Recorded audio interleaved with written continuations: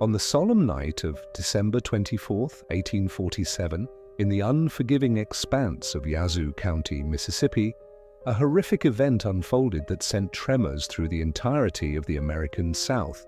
Maria, a 38-year-old enslaved cook with chilling composure, submerged her enslaver and his 3 grown sons into vast vats of simmering pork lard, boiling them alive. 4 white men met their end with screams echoing as their flesh disintegrated like melting wax. The acrid stench of searing human tissue mingled with the sweet aroma of gingerbread, baking within the confines of the kitchen. It was the final Christmas feast the Thornwood family would ever partake in. By the advent of Christmas morn, Thornwood Plantation had transformed into a tableau of carnage, a scar that would forever mark the soul of Mississippi for generations to come. However, this harrowing narrative does not commence on that fateful Christmas Eve. Its genesis lies 3 months prior, in September of 1847, when Maria witnessed the utter annihilation of her entire existence, consumed by the inferno of boiling oil. This is her account, and it is undeniably true. The Mississippi Delta in 1847 pulsed as the very heart of King Cotton's dominion. Expansive fields of white cotton stretched to the horizon, harvested by hands that would never reap the fruits of their strenuous labor. Yazoo County, by the grim standards of the Deep South, was a particularly inhospitable and cruel locale. Here, plantation proprietors vied fiercely, seeking to extract the maximum yield of cotton, to shatter the most spirits, and to amass unparalleled fortunes built upon the subjugated humanity of individuals treated as mere agricultural implements. Thornwood Plantation stood as a preeminent symbol of this empire of suffering. Spanning 1,500 acres of fertile delta soil, it was home to 200 enslaved individuals, toiling relentlessly from dawn until dusk. Its annual cotton yield propelled Master Edmund Thornwood to the ranks of Mississippi's wealthiest men. The imposing main residence ascended 3 stories, its white columns gleaming resplendently under the oppressive southern sun. Majestic magnolia trees graced the approach to the grand edifice, and a broad veranda encircled the entire structure. Within its opulent interior, crystal chandeliers imported from France cast their light upon furniture originating from England and carpets woven in Persia. Every opulent possession was acquired through the wealth generated from cotton, harvested by digits that bled profusely. In 1847, Master Edmund Thornwood was a 62-year-old man, tall and gaunt, his hair a steely grey, his piercing blue eyes devoid of any discernible compassion. Throughout the county, enslaved people whispered his moniker with a palpable sense of dread: the Iron Master. This appellation was not solely a testament to his physical strength, though he possessed it, but rather a chilling reference to his preferred instrument of punishment, a branding iron bearing his initials, E.T. By 1847, Edmund Thornwood had personally affixed his searing mark upon 89 enslaved individuals, encompassing men, women, and even children as young as 10 years of age. The branding iron was meticulously kept in his study, mounted on the wall as a macabre trophy. He would ignite the fireplace, heating the iron until it glowed a malevolent red before pressing it against exposed flesh, typically the shoulder. On occasion, if the transgression was deemed sufficiently grave, the branding iron would be applied to the face. The pervasive scent of burning human skin at Thornwood Plantation was as commonplace as the pervasive scent of cotton itself. Edmund was the father of 3 sons, each a stark reflection of their father's inherent cruelty, with each son exhibiting a greater measure of wickedness than the one preceding him. Nathaniel, the eldest, at 35 years of age, was a man of considerable height and broad shoulders, possessing his father's cold, unfeeling eyes. He served as the head overseer responsible for the laborers in the fields. Nathaniel had instituted a stringent quota system, stipulating that each enslaved person was obligated to pick 200 pounds of cotton daily. Those who failed to meet this rigorous demand were subjected to 20 lashes at the whipping post, without exception. This punishment was meted out to pregnant women, the elderly, the infirm, and children alike. 20 lashes awaited anyone who fell short of the imposed target. During a typical productive week, Nathaniel would personally administer the lash to 30 individuals. Jeremiah, the middle son, aged 32, was leaner than his elder brother, but possessed a singular viciousness that was somehow more unnerving. He had dark hair and a slender moustache that he meticulously maintained. Jeremiah was in charge of the processing operations, overseeing the cotton gin, the baling process, and the loading of the harvested crop. He was known for the frequent accidents that occurred under his supervision. Enslaved individuals would inevitably become ensnared in the machinery, their limbs caught in the whirring mechanisms. Jeremiah would observe these harrowing events with detached curiosity, timing precisely how long it took for the victim to succumb to pain before halting the machinery. He meticulously maintained a journal filled with detailed observations, which he referred to as scientific observations of Negro pain tolerance. Over a span of 5 years, 7 individuals had met their demise due to Jeremiah's accidents. Caleb, the youngest of the brothers, aged 28, shared his mother's blonde hair and possessed a handsome countenance that rendered him all the more dangerous. He was responsible for the domestic slaves and displayed a particularly predatory interest in the younger, female slaves. His quarters, located behind the main house, were a place where enslaved girls between the ages of 14 and 20 were summoned. Sometimes they returned, and sometimes they did not. When questioned about a 16-year-old girl who had disappeared, Caleb offered a dismissive shrug, remarking, "Probably ran away." "They do that." Her lifeless body was discovered 3 months later, interred in a shallow grave near the cotton gin. The Thornwood men engaged in a constant competition amongst themselves, vying to exhibit the utmost cruelty, to extract the most labor, and to systematically break the spirits of those under their command. Sunday dinners in the grand house frequently featured recitations of the week's punishments, recounted with the jovial detachment of hunting tales, punctuated by laughter and copious amounts of bourbon. This was the oppressive reality within which Maria existed. Maria hailed from the Yoruba territory, an area that now constitutes Nigeria. Her birth name was Ayomide, a name that translated to "My joy has arrived." Her recollections of her initial 12 years were fragmented, comprising mere echoes, the gentle cadence of her mother's voice singing, the sweet taste of palm wine, and the tactile sensation of the warm, red earth between her toes. The resonant beat of drums at night heralded the arrival of the slavers. The harrowing journey across the Middle Passage endured for 11 weeks. Maria, already given a new name by Portuguese traders, disembarked in Charleston, South Carolina in 1821. A mere 12 years old and utterly incapable of speaking English, she understood nothing beyond the profound devastation that had befallen her entire world. She was subsequently sold to a rice plantation in the low country of South Carolina. There, an elderly enslaved woman named Abigail, moved by profound pity for the terrified child who wept nightly, took Maria under her wing. Abigail, too, had been born in Africa, albeit from a different region, but she carried the memories within her. She patiently taught Maria the English language and imparted the crucial survival skills necessary to navigate her brutal new existence. She instructed Maria on the efficacy of various herbs distinguishing those that could heal from those that possessed the power to kill.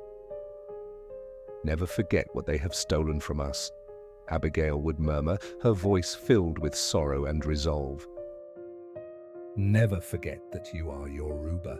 You are not their possession. You are a daughter of Africa, and one day the ancestors will demand recompense for these heinous transgressions."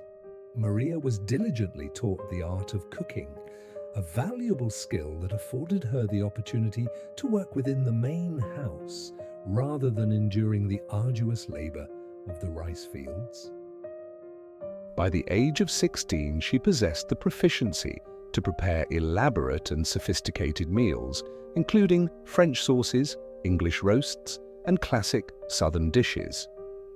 Her hands developed an innate rhythm for the culinary arts, mastering the precise movements of the knife against the cutting board, the satisfying sizzle of meat in hot oil, and the critical timing of oven preparations. At 18 years of age, she was sold to a plantation in Georgia. At 22, she was transferred to another in Alabama. By the age of 26, she found herself at Thornwood Plantation in Mississippi, having been purchased specifically for her exceptional culinary talents, a fact Master Edmund keenly desired for his household. For a span of 12 years, Maria meticulously prepared every single meal consumed by the Thornwood family. She would awaken at precisely 4:30 in the morning, igniting the kitchen fires and preparing breakfast, which was served by 7 o'clock.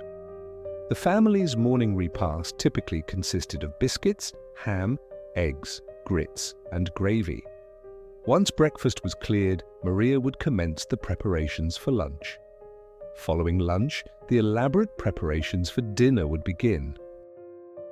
The Thornwood family dined with the opulence befitting royalty, indulging in roasted meats, an array of vegetable dishes, freshly baked bread, pies, and cakes, all meticulously crafted from scratch. Every culinary creation was the product of Maria's diligent labor. The kitchen, her designated domain, was a separate structure situated behind the main house, connected by a covered walkway. Within its spacious confines stood enormous brick ovens, multiple fireplaces dedicated to cooking, extensive work tables, shelves laden with an assortment of spices and provisions, and 4 colossal cast-iron cauldrons, each capable of holding 30 gallons of liquid. These formidable cauldrons were employed for a multitude of purposes, ranging from boiling water for laundry and rendering lard to soap production, and, most notably, deep frying. The Thornwood family harbored a particular fondness for fried chicken, fried pork, and virtually anything that could be deep fried. Several times each week, Maria would fill a cauldron with pork oil, bring it to a precise temperature of 375 degrees Fahrenheit, and fry meat until it achieved a perfect golden brown hue. She possessed an exact understanding of the optimal oil temperature, the precise duration required for heating, and the catastrophic consequences that ensued when living flesh encountered such intense heat. Master Edmund placed his absolute trust in Maria. She held the keys to every door within the main house, possessed unrestricted access to all provisions, and enjoyed the liberty to move between the kitchen and the residence at any hour. In the 12 years of her service, she had never once provided him with a reason to harbor any doubt regarding her loyalty or obedience. She was the quintessential enslaved person, quiet, compliant, and exceptionally skilled. Her responses were limited to yes, master, and no, master, while her gaze remained respectfully lowered. Her culinary creations consistently earned accolades for the Thornwood household from visiting guests. She diligently trained younger enslaved girls in the intricacies of cooking techniques. She managed the kitchen operations with an efficiency akin to clockwork. However, Maria's existence extended beyond the confines of the kitchen. In 1835, at the age of 26, she entered into a union with Isaiah. This was not a legally recognized marriage, as enslaved individuals were prohibited from legally marrying, but rather a ceremony solemnized by an elder enslaved preacher named Moses and witnessed by the entire community residing in the slave quarters.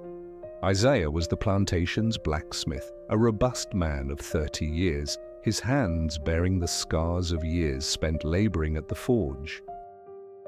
He was an intelligent and skilled craftsman, and notably one of the few enslaved men at Thornwood who possessed the ability to read, a skill secretly imparted by the daughter of a previous owner before she was sold away.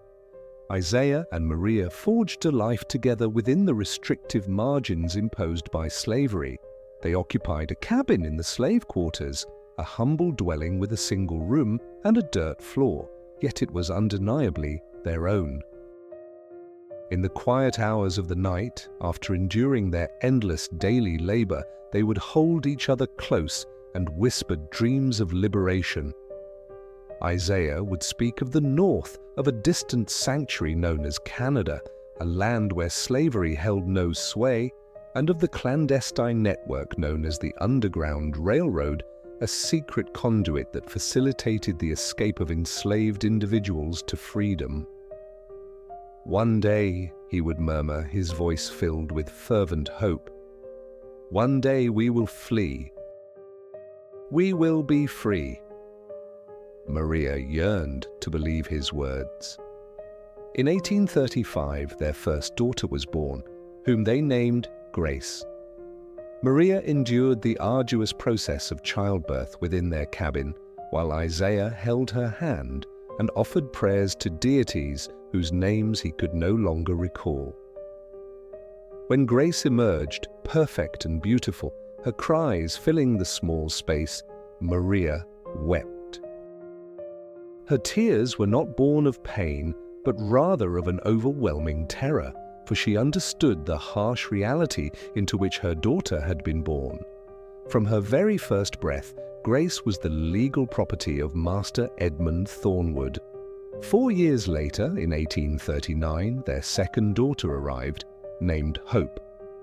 Another perfect child, another piece of Maria's heart walking independently in the world, vulnerable to every imaginable cruelty that this existence could inflict. Maria endeavored to impart all her knowledge to both her daughters. Grace exhibited a natural aptitude for the kitchen and began assisting her mother at the tender age of 8. Hope was a more contemplative child, quiet and thoughtful, and she found immense joy in listening to the elders recount tales of their African homeland. Both girls were beautiful, a characteristic that filled Maria with profound apprehension, for she was acutely aware of the grim fate that befell beautiful enslaved girls once they reached a certain age. Yet for 12 years, their family endured. Isaiah dedicated himself to the forge, while Maria managed the bustling kitchen. Grace and Hope grew and thrived. They celebrated the meager moments of joy they could find. Christmas, a rare occasion when enslaved people were granted a day of respite from their labor. Sundays, when they were permitted to gather and offer heartfelt spirituals. These were stolen moments of happiness, surreptitiously extracted from a system meticulously designed to crush their spirits. Maria even allowed herself a flicker of hope. Perhaps they might endure. Perhaps the girls would grow to adulthood. Perhaps Master Edmund would honor his word. He had once, in a drunken stupor, promised Isaiah his freedom after 30 years of faithful service. Perhaps. By September of 1847, Grace had reached the age of 12. Hope was 8, Isaiah was 42, and Maria was 38. They were utterly unaware that their time as a family was drawing to a definitive close, with precisely 3 months remaining. The morning of September 18th, 1847, dawned like any other. Maria awoke at her customary 4:30 in the morning. Isaiah was already stirring. He commenced his work even earlier, needing to ensure the forge fires were sufficiently hot before the day's labor officially began. They dressed in the fading darkness, exchanged a quiet kiss to avoid disturbing the sleeping girls, and stepped out of their cabin into the pre-dawn chill of the Mississippi air. The slave quarters at Thornwood comprised 40 cabins arranged in 2 rows, each dwelling accommodating between 4 and 6 individuals. 200 souls were packed into structures that would barely suffice to house farm animals in the northern states. These cabins lacked windows, their floors were of packed earth, and the walls contained numerous gaps that allowed the winter winds to penetrate and summer mosquitoes to swarm freely, yet it was their home, the only one they possessed. Isaiah proceeded towards the blacksmith shop, while Maria walked in the direction of the main house kitchen. Neither of them possessed the foreboding knowledge that this would be the final instance they would ever touch. Maria spent the morning engaged in her usual routines, preparing breakfast, serving the family, meticulously cleaning, and commencing the preparations for lunch. The Thornwood men were in exceptionally good spirits that day. They had received highly favorable news regarding cotton prices. The harvest was progressing exceptionally well, promising substantial profits for the year.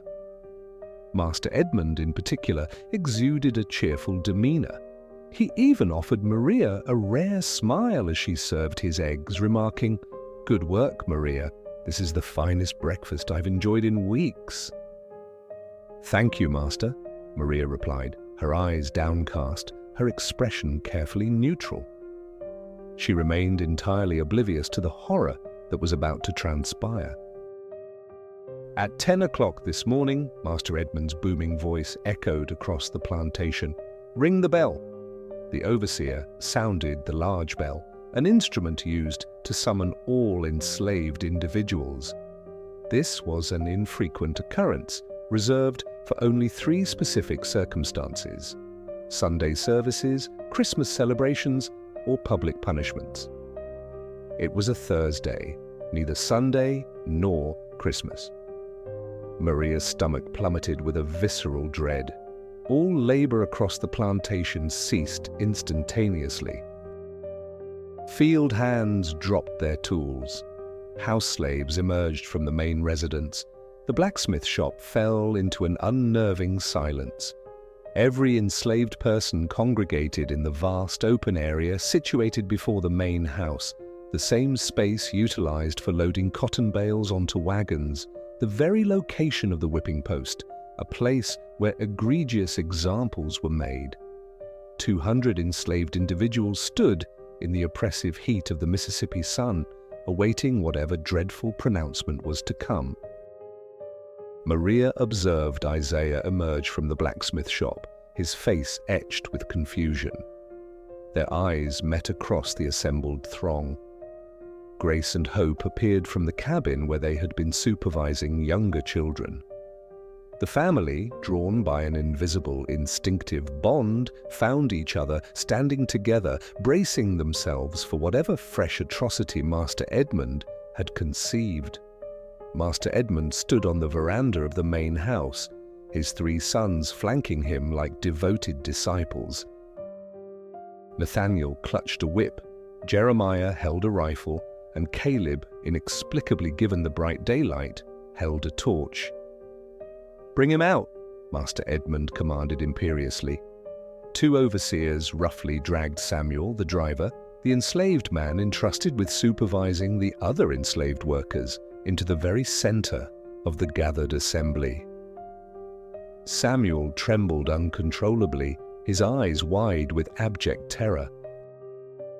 "This morning," Master Edmund announced, his voice carrying clearly across the hushed multitude, "tools went missing from the blacksmith shop, expensive tools that represent a significant financial loss to me." Maria felt Isaiah tense beside her. "Samuel here came to me with information," Master Edmund continued, his gaze fixed on Isaiah. It appears our blacksmith has been pilfering, planning to sell them. Planning to buy his own freedom. That is a lie! Isaiah's voice, powerful and defiant, rang out before he could restrain himself. Every single eye turned towards him. To speak out of turn, to challenge the master, was to invite certain death. Master Edmund's lips curved into a slow, chilling smile, a visage of cold, malevolent amusement. "Bring the blacksmith," he ordered. Overseers immediately seized Isaiah. He fought with remarkable ferocity, landing a punch that fractured one overseer's nose. However, they were 6 against 1. They swiftly overpowered him, employing clubs and fists, dragging him to the center of the clearing and forcing him to his knees. Maria instinctively grabbed her daughters, pulling them close. "Don't look," she pleaded, her voice trembling. "Don't look." Yet, she found herself utterly unable to tear her own gaze away. Master Edmund descended the veranda steps with deliberate slowness, clearly relishing the unfolding spectacle. He approached Isaiah, bent down, grasped his chin firmly, and forced their eyes to meet. "You have been a good blacksmith, Isaiah," he stated, his voice laced with a deceptive calm. 14 years of excellent work, but theft that I cannot permit. If I allow one Negro to steal, soon all of you will believe you are entitled to take what is mine." "I did not steal anything," Isaiah replied, his voice remarkably quiet and dignified, even in this dire moment. "Samuel is lying to curry favor."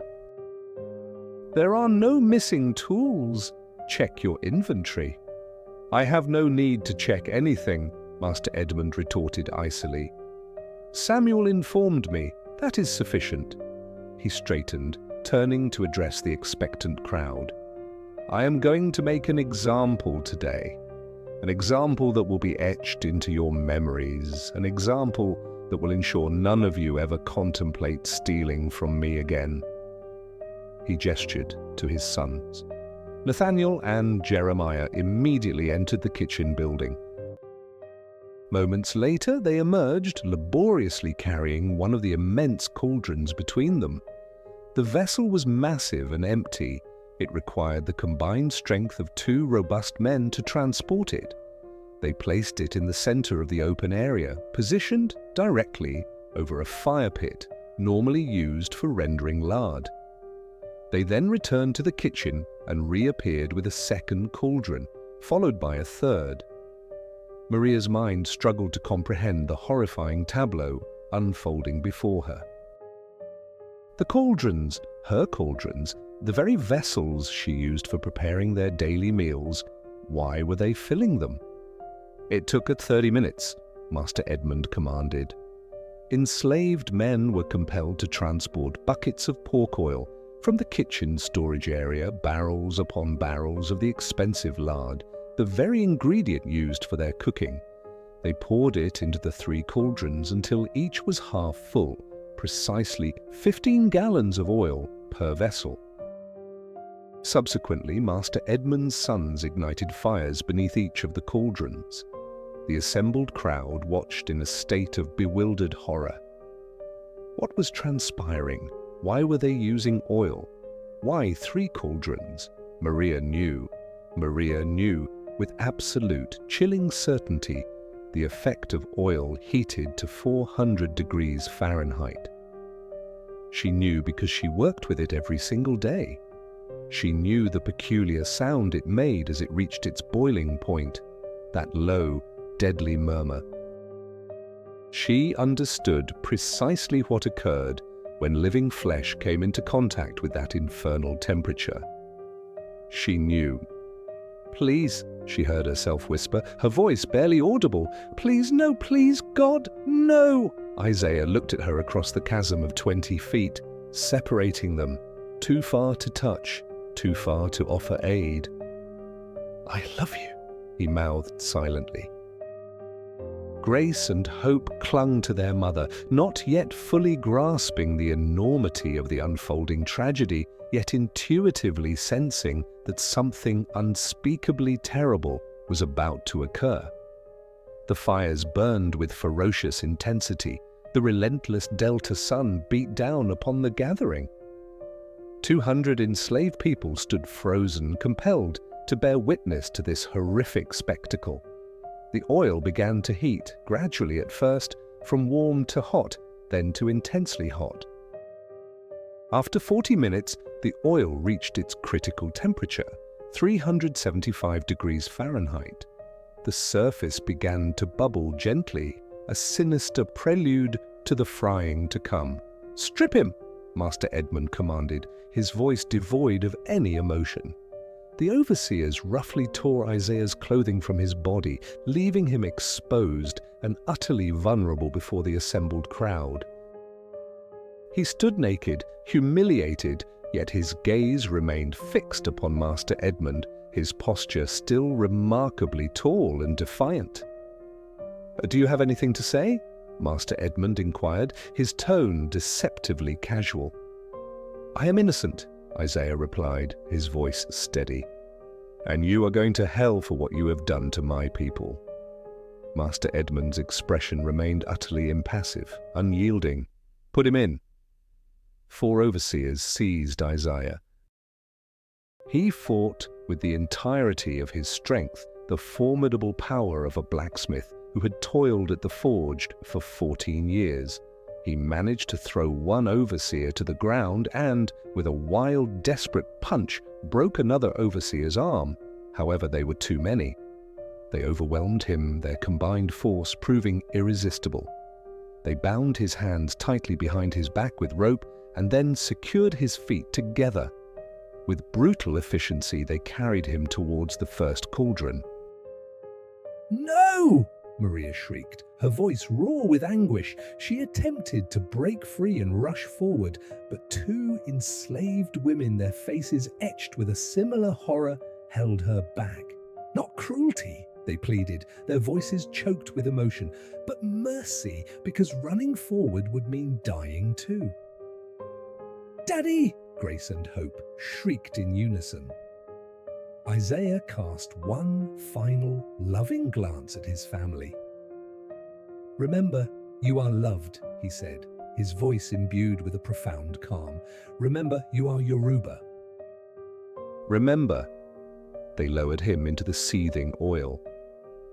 What transpired next would forever haunt every word of this narrative. When human skin makes contact with oil, heated to 375 degrees Fahrenheit, it does not burn gradually. It cooks instantaneously, much like meat. Isaiah's scream was not a human sound. It was an unearthly cry, a sound that defied all description, a torrent of agony beyond any imaginable comprehension. His entire body convulsed violently. The oil churned and bubbled ferociously around him as the moisture within his skin vaporized into steam. The smell, the overwhelming smell, was that of frying pork, for that is precisely what he had become: meat, cooking. His skin blistered almost immediately, forming massive bubbles that burst with sickening pops. The outermost layer began to separate, sloughing off in gruesome strips. Within the initial 30 seconds, his entire body transformed from its natural hue to a deep red, then to a stark white, and subsequently began to blacken. He thrashed with a superhuman strength, the ropes binding his hands, snapping under the immense strain. His hands broke the surface of the oil, reaching, grasping desperately at the air, at life, at anything that offered even a sliver of hope. The overseers, with their long poles, relentlessly pushed him back beneath the scalding surface.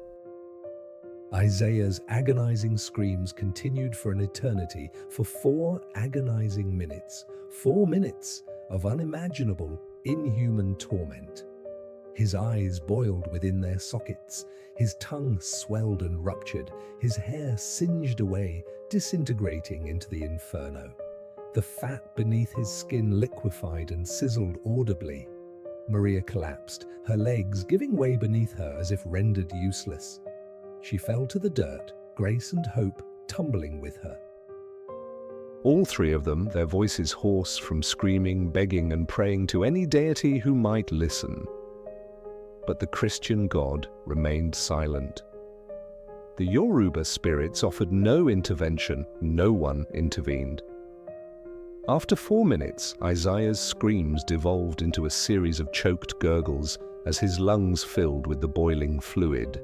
After 6 minutes, the horrific sound ceased entirely. After 8 minutes, his body finally stopped its violent movement. Master Edmund consulted his pocket watch. 8 minutes, he mused, a flicker of surprise crossing his face. Interesting. I had anticipated a shorter duration. Jeremiah diligently recorded details in his journal. The oil continued to bubble around Isaiah's lifeless form.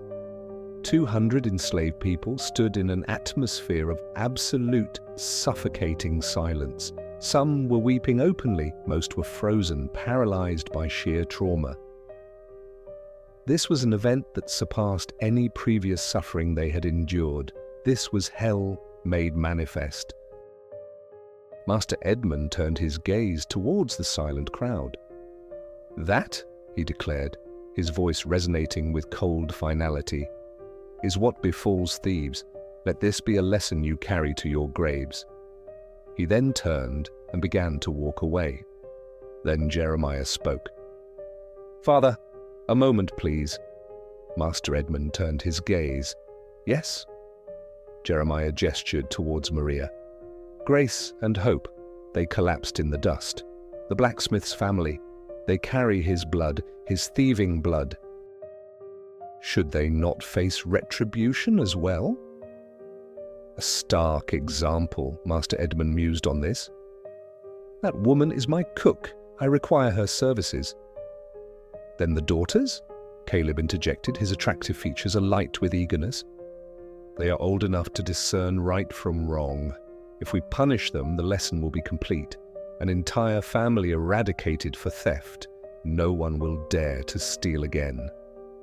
Master Edmund considered it, nodding his head slowly. You present a valid argument, a complete example, he addressed the overseers. Bring forth the daughters. Time seemed to freeze. Maria's mind fractured. She flung herself at Master Edmund's feet. I beg you, I implore you. They did nothing. They are but children. Please, take me. End my life. Not theirs, not them.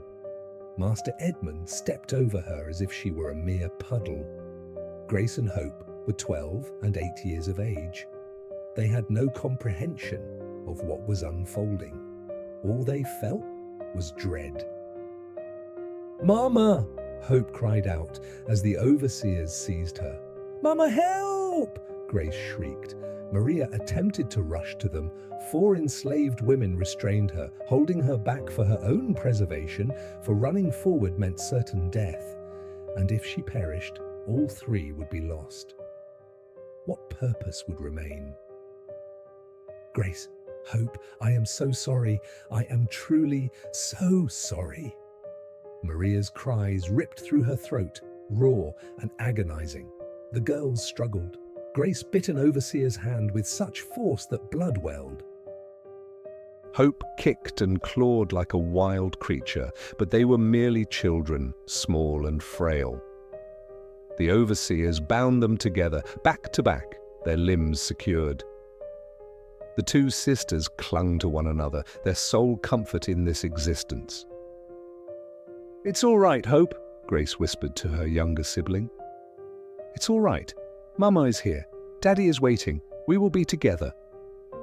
They were conveyed to the second cauldron. No, no, God, please, no, take me. Take me instead. Maria's voice splintered completely. The Thornwood sons observed with keen interest. Nathaniel meticulously noting the time, Jeremiah, his journal in hand, Caleb, a smile gracing his lips. They lowered grace and hope into the scalding oil together. What transpired with those two young girls cannot be fully conveyed in mere words, nor should it be, yet it must be recounted, for this was the very essence of slavery. This is what America inflicted. Their screams were piercing, childlike, filled with sheer terror.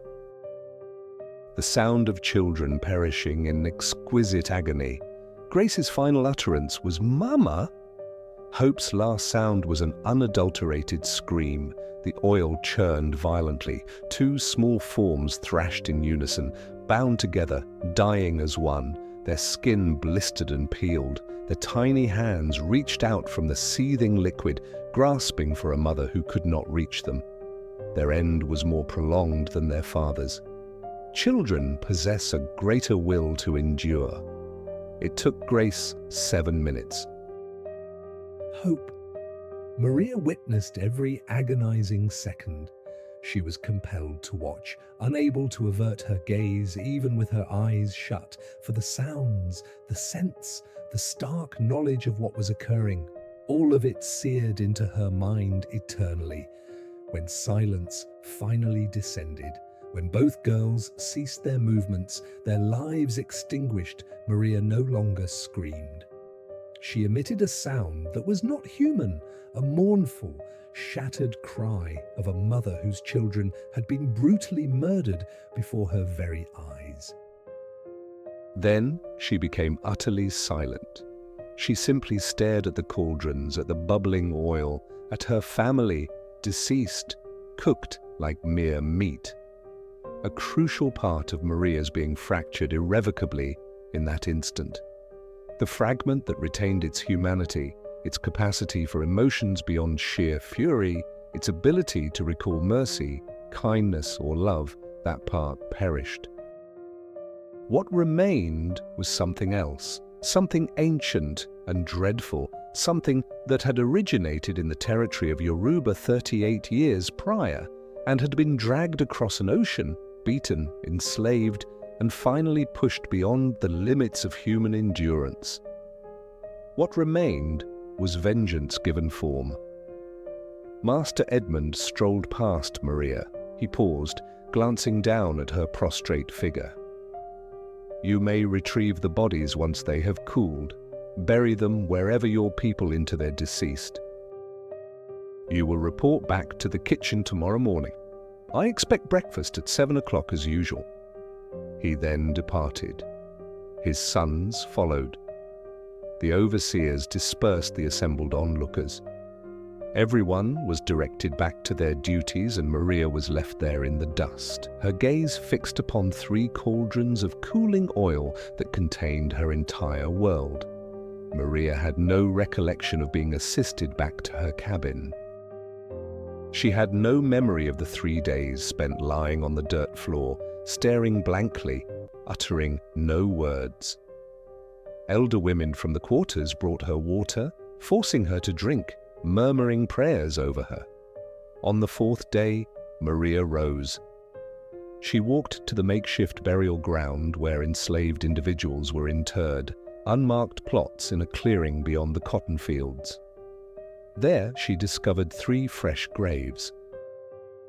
The community had retrieved Isaiah, Grace, and Hope from the cauldrons once the oil had cooled, had cleaned the bodies to the best of their ability, and had buried them with prayers and tears. Maria stood before the graves. The sun was descending, painting the Mississippi sky a blood-red hue. She did not weep, could not weep. She was beyond tears. Instead, she spoke to her departed family in Yoruba. Words she had nearly forgotten. Words Abigail had imparted to her decades ago. Words from the language of her initial 12 years. Ancestors, hear me. My family has been taken by demons. I call upon you for strength. I call upon you for guidance. I call upon you for vengeance." She sliced her palm with a sharp stone. "Let blood drip onto each grave. By this blood, I swear they will pay, every one of them, the same way they killed you, exactly the same way. I will make them feel what you felt. I will make them scream as you screamed. I will boil them alive." The wind began to stir, rustling through the cotton fields. "I do not care if I die afterward. I care nothing for freedom or escape or anything else. I care only for justice. Grant me the strength to see this through. Grant me the patience to await the opportune moment. Grant me the coldness to execute what must be done." She pressed her wounded palm to each grave in succession. "Isaiah, my love. Grace, my firstborn. Hope, my baby. Rest now. Watch me. I will set this right." Maria returned to her cabin. She washed her face, changed her attire, and reported for duty in the kitchen at precisely 4:30 in the morning. Master Edmund looked up from his newspaper as she served breakfast. "Ah, Maria, it is good to have you back. The biscuits were quite dreadful in your absence." "Yes, master," Maria replied, her voice devoid of emotion. "I trust you comprehend why yesterday's punishment was necessitated. Theft is not to be tolerated." "Order must be maintained." "Yes, master. Good. I knew you would see reason. You are one of the astute ones." Maria remained silent. She simply poured his coffee, placed his plate before him, and returned to the kitchen. And there, amidst the implements of her craft, the knives, the ovens, the cauldrons, Maria commenced her planning. Over the ensuing 3 months, Maria embodied the quintessential slave. She was more subdued than before, but that was understandable. After such profound trauma, she toiled with even greater diligence, preparing more elaborate dishes, baking with increased frequency, ensuring the Thornwood family lacked for absolutely nothing. Master Edmund lauded her efforts, the sons offered compliments on her culinary skills. Even the mistress, Abigail Thornwood, a woman of frigid disposition who typically paid no heed to the household slaves, remarked upon the exceptional quality of the meals lately. "You have truly excelled yourself, Maria," Master Edmund remarked one evening in October. "This roast is sheer perfection." "Thank you, Master," Maria responded, her eyes cast downwards, her tone neutral. Internally, she was meticulously cataloguing every detail, every movement, every habit, every vulnerability. She ascertained that Master Edmund indulged in afternoon naps in his study precisely at 2 o'clock each day. That Nathaniel conducted his inspection of the cotton fields from 6 o'clock in the morning until 8 o'clock in the morning every single day. That Jeremiah spent extended periods in solitude at the cotton gin, engrossed in his journal. That Caleb frequented his quarters, situated behind the main house, every evening at 9 o'clock. She learned which doors remained unlocked and which were secured, which floorboards emitted creaks, and which windows possessed faulty latches. She committed to memory the complete layout of the entire grand residence, every chamber, every corridor, every egress. She paid particular attention to the family's customary routines surrounding the holidays. In November, as Thanksgiving approached, she inquired casually, "Master Edmund, will you be hosting a large assembly for Christmas this year?" No, he responded. "Merely family. We observe Christmas Eve quietly now, a tradition my father initiated 40 years ago. The women and children retire early. We gentlemen remain awake, partake in some bourbon, and observe your preparation of the feast, a tranquil evening preceding the festive chaos of Christmas Day." "I see, Master.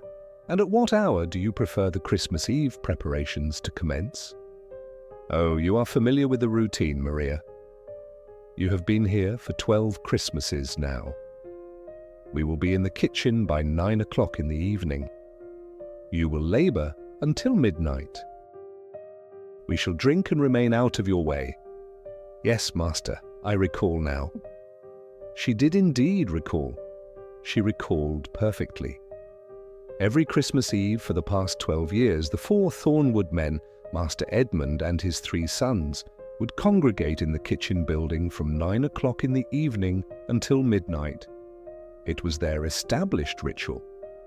The women would retire early, weary from the Christmas preparations. The children would be fast asleep by 8 o'clock in the evening. For 3 hours, Maria would be alone in the kitchen with the 4 men who had brutally murdered her family.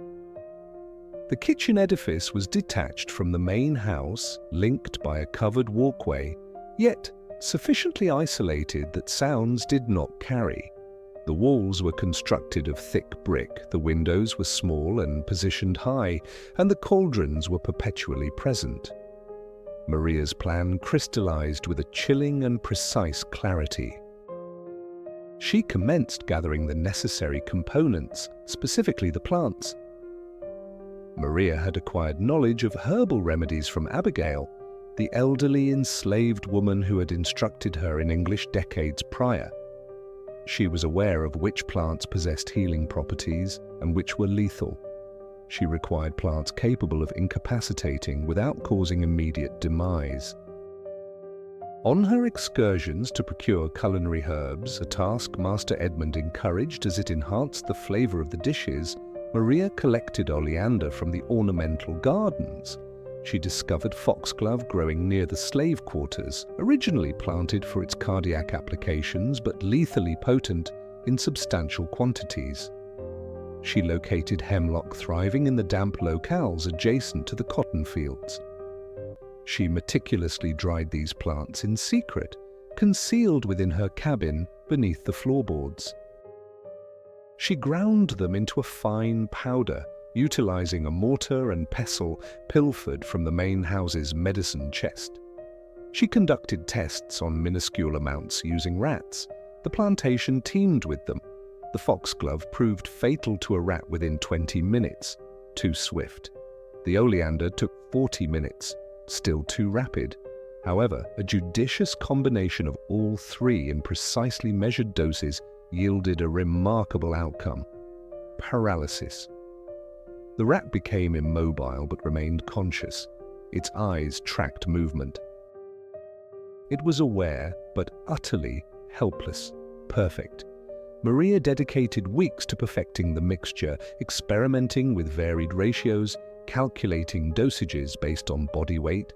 She estimated Master Edmund weighed approximately 180 pounds, Nathaniel 220, Jeremiah 190, Caleb 175.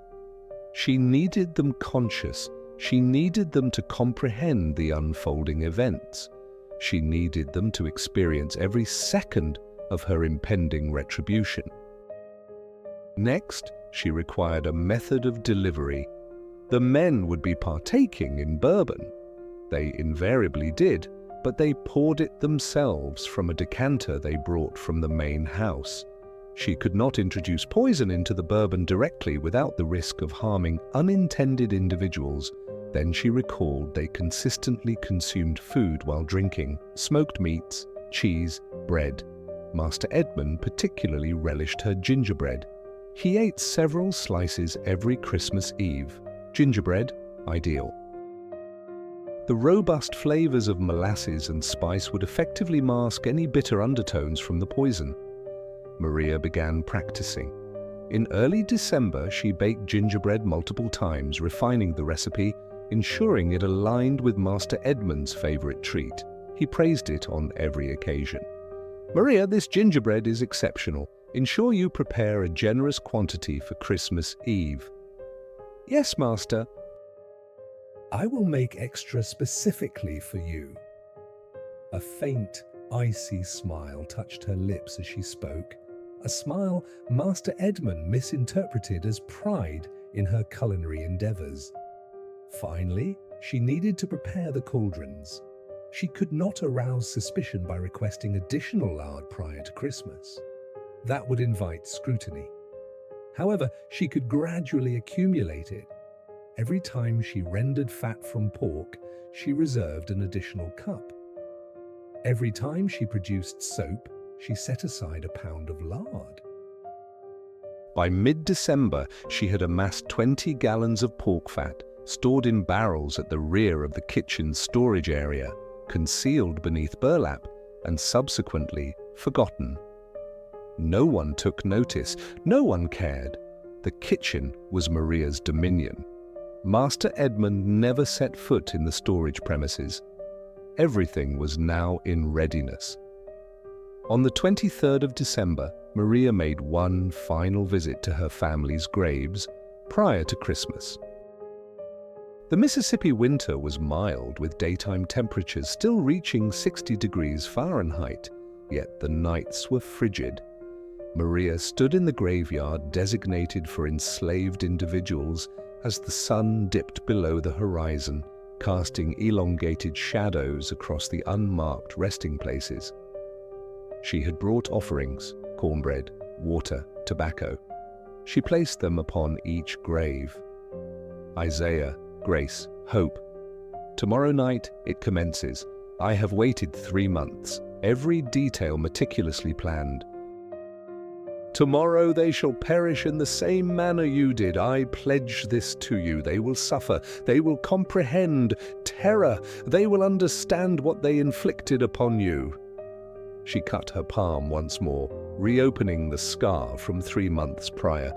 Let blood drip onto the graves. Watch me tomorrow. Guide my hands. Grant me strength should I falter. And when it is done, when their screams have ceased, and justice is served, know that I have done this for you, everything for you. The wind began to blow. In the distance, she could discern spirituals being sung from the slave quarters, preparations for Christmas festivities underway.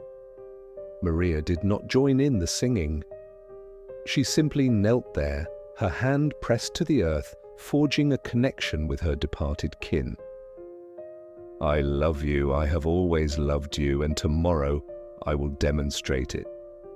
She stood, brushed the dirt from her dress, and made her way back towards her cabin. Tomorrow was Christmas Eve, December the 24th, 1847. The day dawned cold and clear over Thornwood plantation. Maria awoke at 4:30 in the morning. As was her custom, she dressed in the darkness of her cabin, the very same cabin she had shared with Isaiah, Grace, and Hope, the cabin that had once echoed with laughter. Now it served merely as a tomb where she slept. She proceeded through the slave quarters towards the grand house. Other enslaved individuals were beginning to stir. Christmas represented the sole day they were granted respite from labor. Tomorrow, December the 25th, they would find rest, sing, and seek out any semblance of joy they could discover in this inferno. Maria would not be partaking in any celebrations. As she entered the kitchen edifice, she paused at the threshold. 4 colossal cauldrons occupied their customary positions, empty and cold. Soon they would be filled. Soon they would be heated. Soon, she commenced the breakfast preparations. The Thornwood family anticipated a lavish repast today. Christmas Eve breakfast was invariably elaborate: ham, eggs, biscuit, gravy, grits, freshly baked bread, preserves, and coffee. Maria prepared each item with mechanical precision. Her hands moved through familiar actions while her mind rehearsed tonight's plan for the 100th time. At 7 o'clock in the morning, she served breakfast in the main house's dining room. Master Edmund occupied the head of the table, with his 3 sons seated on either side. Mistress Abigail Thornwood was positioned at the opposite end, her countenance as frigid and pinched as ever. 4 grandchildren, sons of Nathaniel and Jeremiah, ranging in age from 6 to 12, conversed with palpable excitement about their Christmas presents. "A magnificent breakfast, Maria," Master Edmund declared, his knife slicing into his ham. "Tonight's Christmas Eve dinner will undoubtedly be spectacular. I am confident." "Yes, Master," Maria responded. "I have been diligently preparing for weeks." "Excellent, excellent. Remember, we shall be in the kitchen from 9 o'clock until midnight. The same tradition as always, the women will retire early with the children." "I recall, Master," Nathaniel spoke up, his mouth full of biscuit. "You are preparing that gingerbread Father adores, are you not?" "Indeed, Master Nathaniel." "Extra batches, precisely as Master Edmund requested." "Splendid," Master Edmund beamed. "I eagerly anticipate it." "You will not enjoy it for long," Maria thought to herself. Yet her expression remained impassive, subservient, vacant. She cleared the breakfast plates and returned to the kitchen. The remainder of the day unfolded in a whirlwind of preparation. Maria cooked incessantly, assembling the Christmas Day feast that would be served the following day, baking pies and cakes, and roasting various meats. Other household slaves assisted with cleaning and arrangements. However, the kitchen itself was exclusively Maria's domain. At 2 o'clock in the afternoon, while the family rested, Maria initiated the final preparations. She retrieved the concealed barrels of lard from the storage room. 20 gallons, sufficient to fill 4 cauldrons halfway. She carefully poured 5 gallons into each cauldron, working with quiet, methodical movements. Subsequently, she covered them with large lids to prevent any casual observer from noticing the oil within. To any casual glance, the cauldrons appeared empty, ready for use in Christmas cooking. Next, the poison.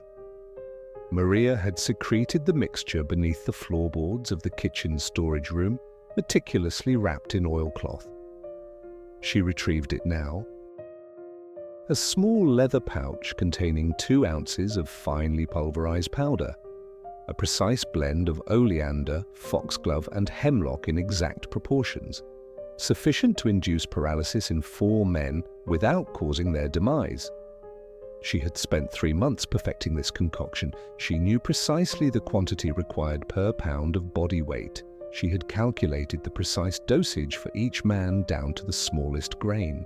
Master Edmund, 180 pounds, required 1 2/10 ounces. Nathaniel, 220 pounds, needed 1 5/8 ounces. Jeremiah, 190 pounds, required 1 2/10 ounces plus 1 grain. Caleb, 175 pounds, needed 7/16 of an ounce. Maria had meticulously measured each portion into separate, small pouches, each man's individualized dose. At 4 o'clock in the afternoon, she commenced baking the gingerbread. The recipe was intricate: molasses, ginger, cinnamon, cloves, brown sugar, butter, flour, and eggs. The aroma filled the kitchen, warm, festive, and deceptively innocent. It was a scent associated with Christmas, with joy, with celebration. Maria felt nothing as she mixed the batter. No joy, no anticipation, only a cold, unwavering focus. She baked 4 distinct batches in 4 separate pans. Each batch was identical save for one critical ingredient. The first batch, intended for Master Edmund, contained his calculated dose of poison, thoroughly integrated into the batter. The second batch, for Nathaniel, held his dose. The third, for Jeremiah, contained his dose. The fourth, for Caleb, also included his dose. The poison, masked by the potent flavors of molasses and spice, was undetectable to the palate. Maria had also verified this through testing. The gingerbread tasted precisely as it always did. By 6:30 in the evening, the gingerbread was cooling on racks. Maria had subtly marked each pan with a minuscule scratch on its corner. 1 scratch indicated Master Edmund's batch, 2 for Nathaniel's, 3 for Jeremiah's, and 4 for Caleb's. Only she would know which pan held which portion. At 7 o'clock in the evening, she served Christmas Eve dinner to the family in the grand house. It was a feast: roasted goose, ham, sweet potatoes, vibrant greens, cornbread, fresh rolls, and 3 varieties of pie. The family dined with evident relish, offering praise for Maria's cooking, engaging in laughter and animated discussions about the following day's festivities. Maria served each course with mechanical efficiency, poured wine, cleared plates, and offered smiles when expected. Master Edmund raised his glass for a toast. To family, to prosperity, and to another successful year at Thornwood Plantation. "Here, here," echoed the sons. Maria thought of another family. A family boiled alive 3 months prior. A family whose spectral presences were observing, patiently awaiting. Not much longer now. At 8:30 in the evening, Mistress Abigail rose from the table. "Come, children, it is time for bed. Christmas morning arrives early." The grandchildren voiced their protests, but were gently guided upstairs by their mothers. Within 30 minutes, the grand house fell into silence. The women and children retreated to their chambers on the 2nd and 3rd floors. Only the 4 Thornwood men remained downstairs. They moved towards the study for cigars and brandy before proceeding to the kitchen. Maria returned to the kitchen building, now alone. Everything was meticulously arranged. She removed the lids from the 4 cauldrons. The lard sat in waiting, cold and still. She began to build fires beneath each one, using seasoned hardwood that would burn with intense, steady heat. At 9:15 in the evening, the distinct sound of footsteps echoed on the covered veranda. 4 men from the Thornwood estate entered the kitchen, carrying with them the pungent aroma of cigar smoke and fine brandy. "Ah, Maria," Master Edmund greeted her with boisterous good cheer. "Here we are, just as we are every year. We shall remain unobtrusive while you work. Please consider us non-existent." "Yes, Master," Maria replied softly. The men settled into chairs they had brought from the main house, positioning themselves near the comforting warmth of the ovens, but well away from her workspace. Master Edmund produced a crystal decanter filled with bourbon along with 4 glasses.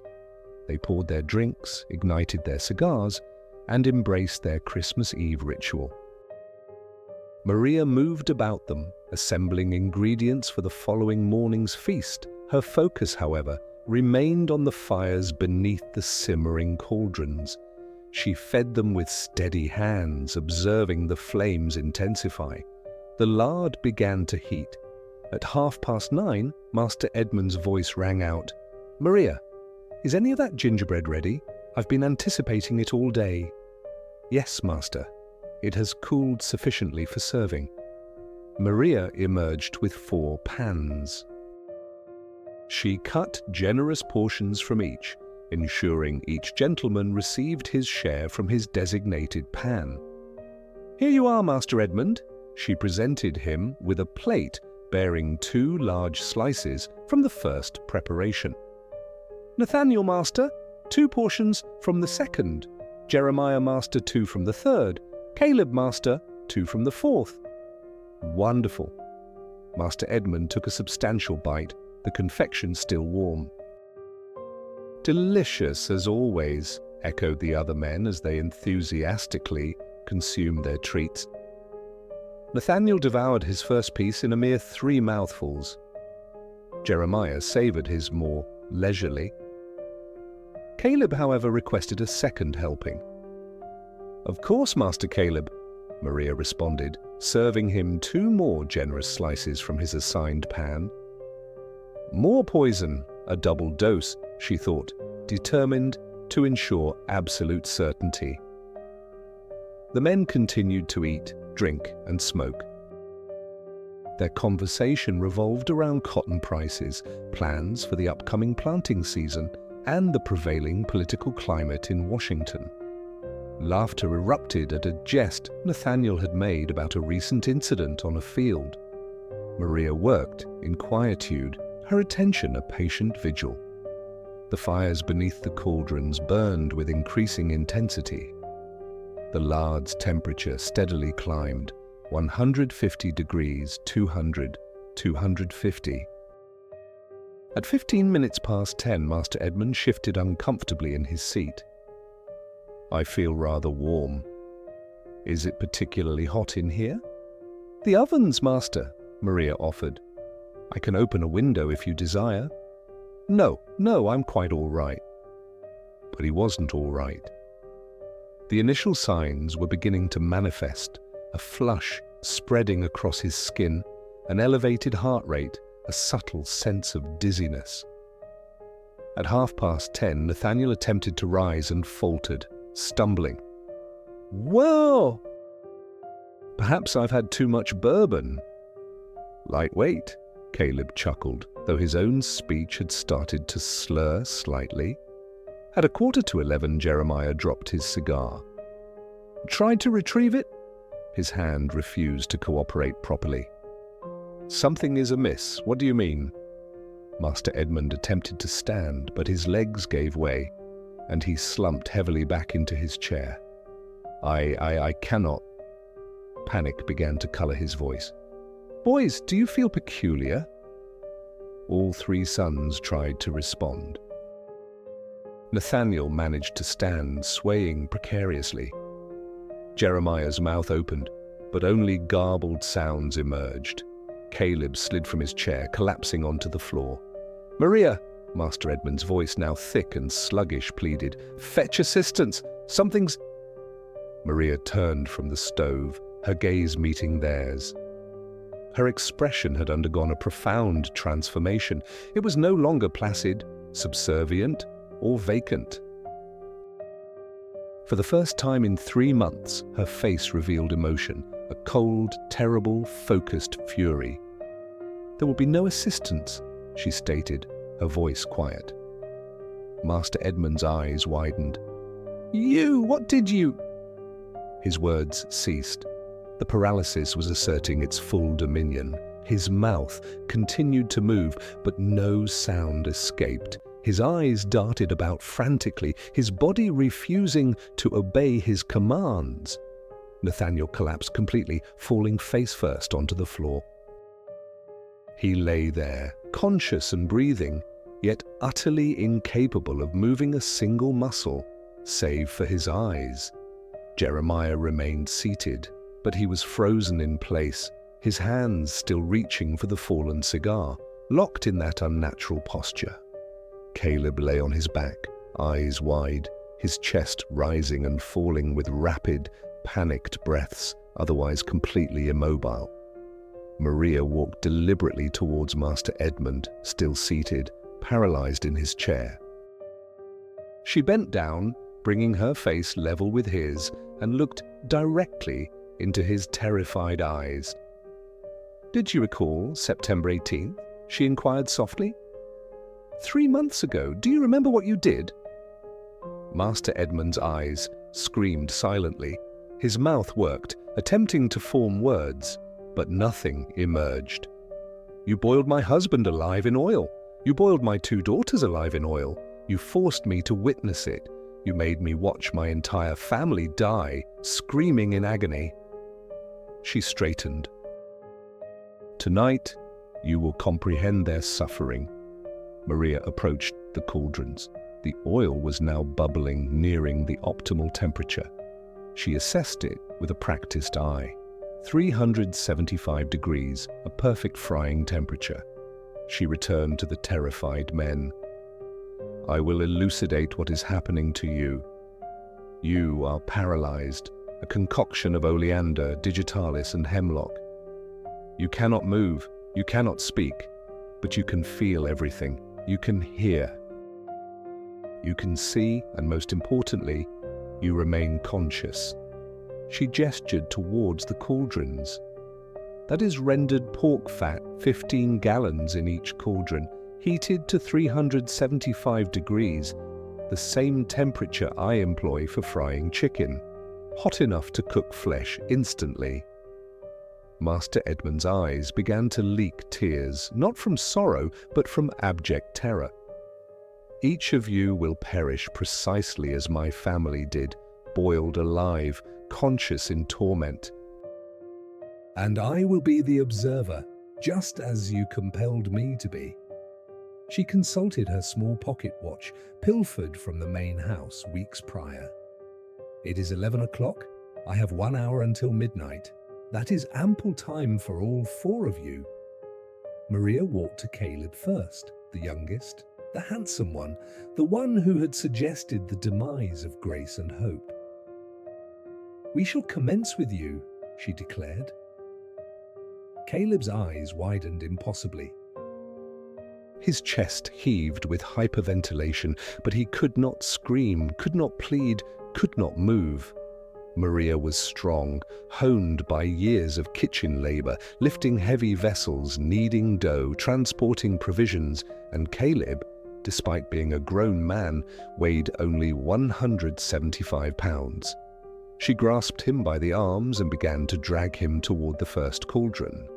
It required effort, but her rage fueled her strength.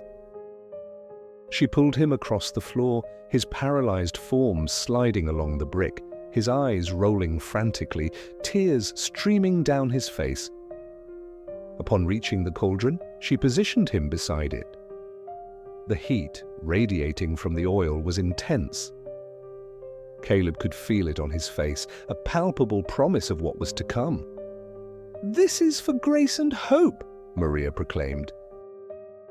"For every enslaved girl you defiled and murdered, for every life you extinguished because you possessed the power." She procured rope from the wall, the same rope used for trussing turkeys. She bound Caleb's hands behind his back and his feet together, not because he could move, the poison ensured that, but because this mirrored the fate of her family. Every detail had to align. Then, utilizing a wooden ladder and a pulley system, normally employed for hoisting heavy pots, Maria elevated Caleb's bound body and positioned it over the cauldron. His eyes stared down at the bubbling oil. He could see it, feel the heat, and comprehend precisely what was about to transpire. Maria lowered him, feet first. The instant his feet touched the oil, Caleb's body convulsed. Not from his own muscular control, which was non-existent, but from a pure nervous system response to incomprehensible agony. His eyes bulged, his mouth opened in a silent scream that could not escape, as his vocal cords were paralyzed. Maria lowered him further, ankles, calves, knees. The scent of cooking flesh permeated the kitchen. Caleb's skin blistered instantly, vast bubbles forming and bursting. The oil splattered and hissed. His legs turned white, then red, and began to blacken as the flesh cooked. Lower still, thighs, waist, abdomen. Caleb's eyes rolled back, but he could not lose consciousness. The poison maintained his awareness. His entire body shook with seizures. Blood vessels burst in his eyes, turning the whites crimson. Lower chest, shoulders. The sound was horrific. The violent bubbling of the oil, the sizzling and popping of flesh, the cracking of bones under the intense heat. The aroma was overwhelming. Burning hair, cooking meat, rendering fat. Finally, Maria submerged Caleb's head beneath the surface. The bubbling intensified as the moisture in his head turned to steam. His face cooked, his eyes boiled within their sockets, his tongue swelled and ruptured, his hair singed away completely. Maria counted precisely as she had been forced to count while witnessing her daughters perish. 1 minute, 2 minutes, 3 minutes. At 4 minutes, Caleb's body ceased convulsing. At 5 minutes, all movement stopped. At 6 minutes, she was certain he was deceased.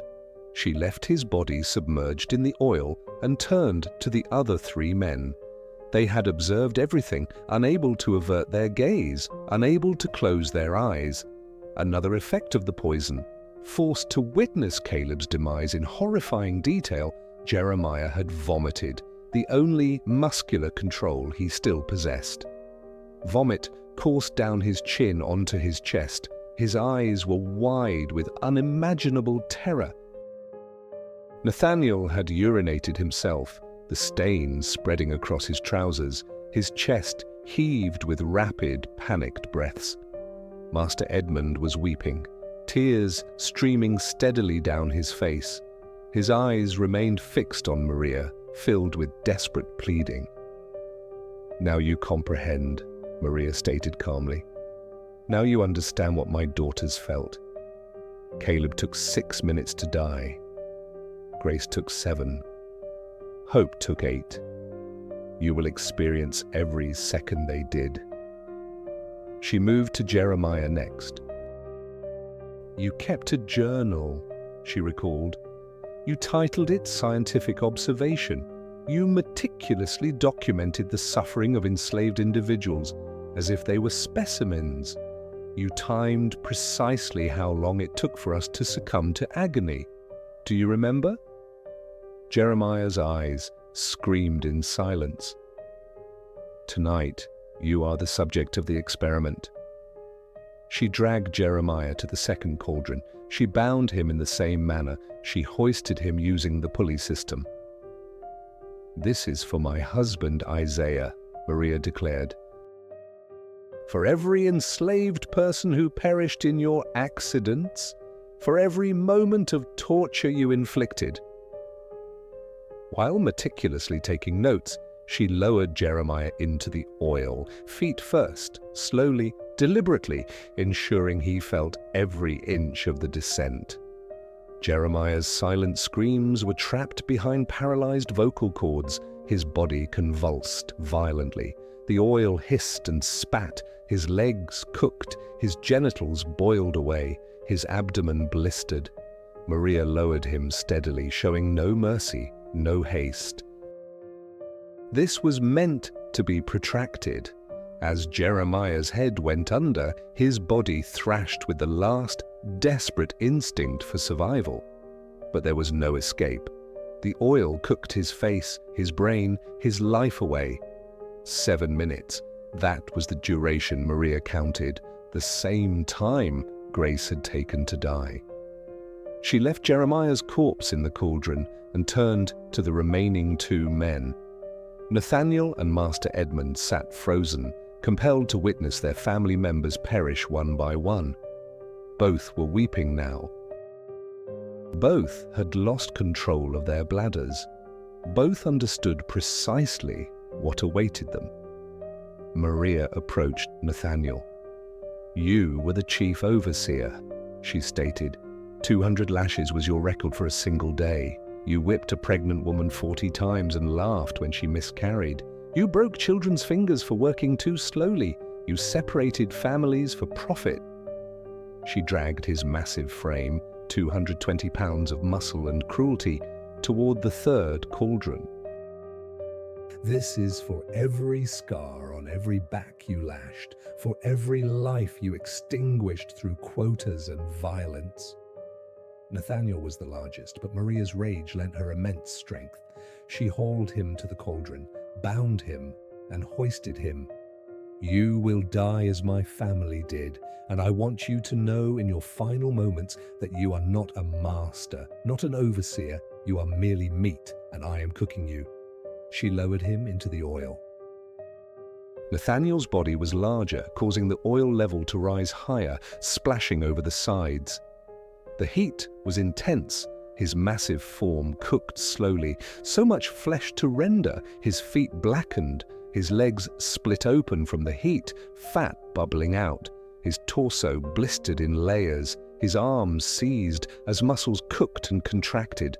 Maria lowered him deeper, shoulders, neck, face. His eyes remained open beneath the oil for a full 30 seconds before bursting. 8 minutes. The same duration Hope had taken to die. Maria left him in the cauldron and turned to Master Edmund. Only one remained. Master Edmund remained frozen in his chair, the last of his lineage still living. He had witnessed his 3 sons die in the most horrific manner imaginable, had been forced to smell their burning flesh, had been unable to look away from any detail of their agony. And now he knew his turn had come. Maria walked slowly towards him, a small paring knife from the kitchen, sharp and clean, held in her hand. She knelt before his chair, bringing their eyes level. "Edmund Thornwood," she said, speaking his first name. She had never uttered it before. Enslaved people did not use their masters' first names, but tonight they were equals. Tonight he was simply another piece of meat. "You are 62 years old. You have owned enslaved people for 40 years. You have branded 89 human beings with a hot iron. You have separated 50 families by selling children away from their parents. You have personally killed 30 people through beatings and punishments. You have raped uncounted women. You have built an empire of suffering." She pressed the tip of the knife against his throat, not hard enough to cut, just enough for him to feel. "And on September 18th, 1847, you killed my husband and my 2 daughters by boiling them alive. Because you could, because we were property, because our lives meant nothing to you." A single tear traced a path down Edmund's frozen face. "You are last because you need to comprehend the complete weight of your actions. Your entire lineage ends tonight. Your 3 sons are deceased. Your name perishes with you. Everything you have built, this plantation, this empire, this legacy, it all concludes in this kitchen with your body boiling in oil." Maria stood up. "And I want you to understand something. I am not sorry, I am not conflicted, I feel no guilt, I feel satisfaction, I feel justice, I feel what you stole from me, agency, choice, power." She set down the knife and grasped Edmund under his arms. He was heavier than his sons, 180 pounds, of aging plantation owner. But Maria dragged him nonetheless, pulling him out of his chair, letting him fall to the floor, dragging him across the brick kitchen floor like a sack of flour. His face scraped against the brick. Blood trickled from his nose. He felt everything but could do nothing. Maria pulled him to the 4th and final cauldron. The oil bubbled, awaiting. She bound his hands and feet. Then she did something different. She reached into her dress pocket and retrieved a small cloth bundle, carefully wrapping it. Inside were 3 items: Isaiah's wedding band, a simple iron ring he had forged himself, a ribbon from Grace's hair, a small wooden doll that Hope had carried everywhere. The only mementos Maria had salvaged from her family.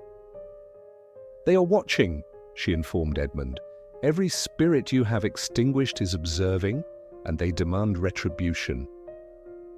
She placed the 3 items on a small shelf near the cauldron, a makeshift altar.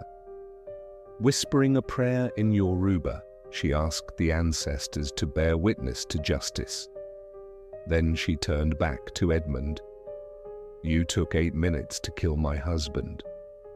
7 for Grace, 8 for Hope. 23 minutes in total.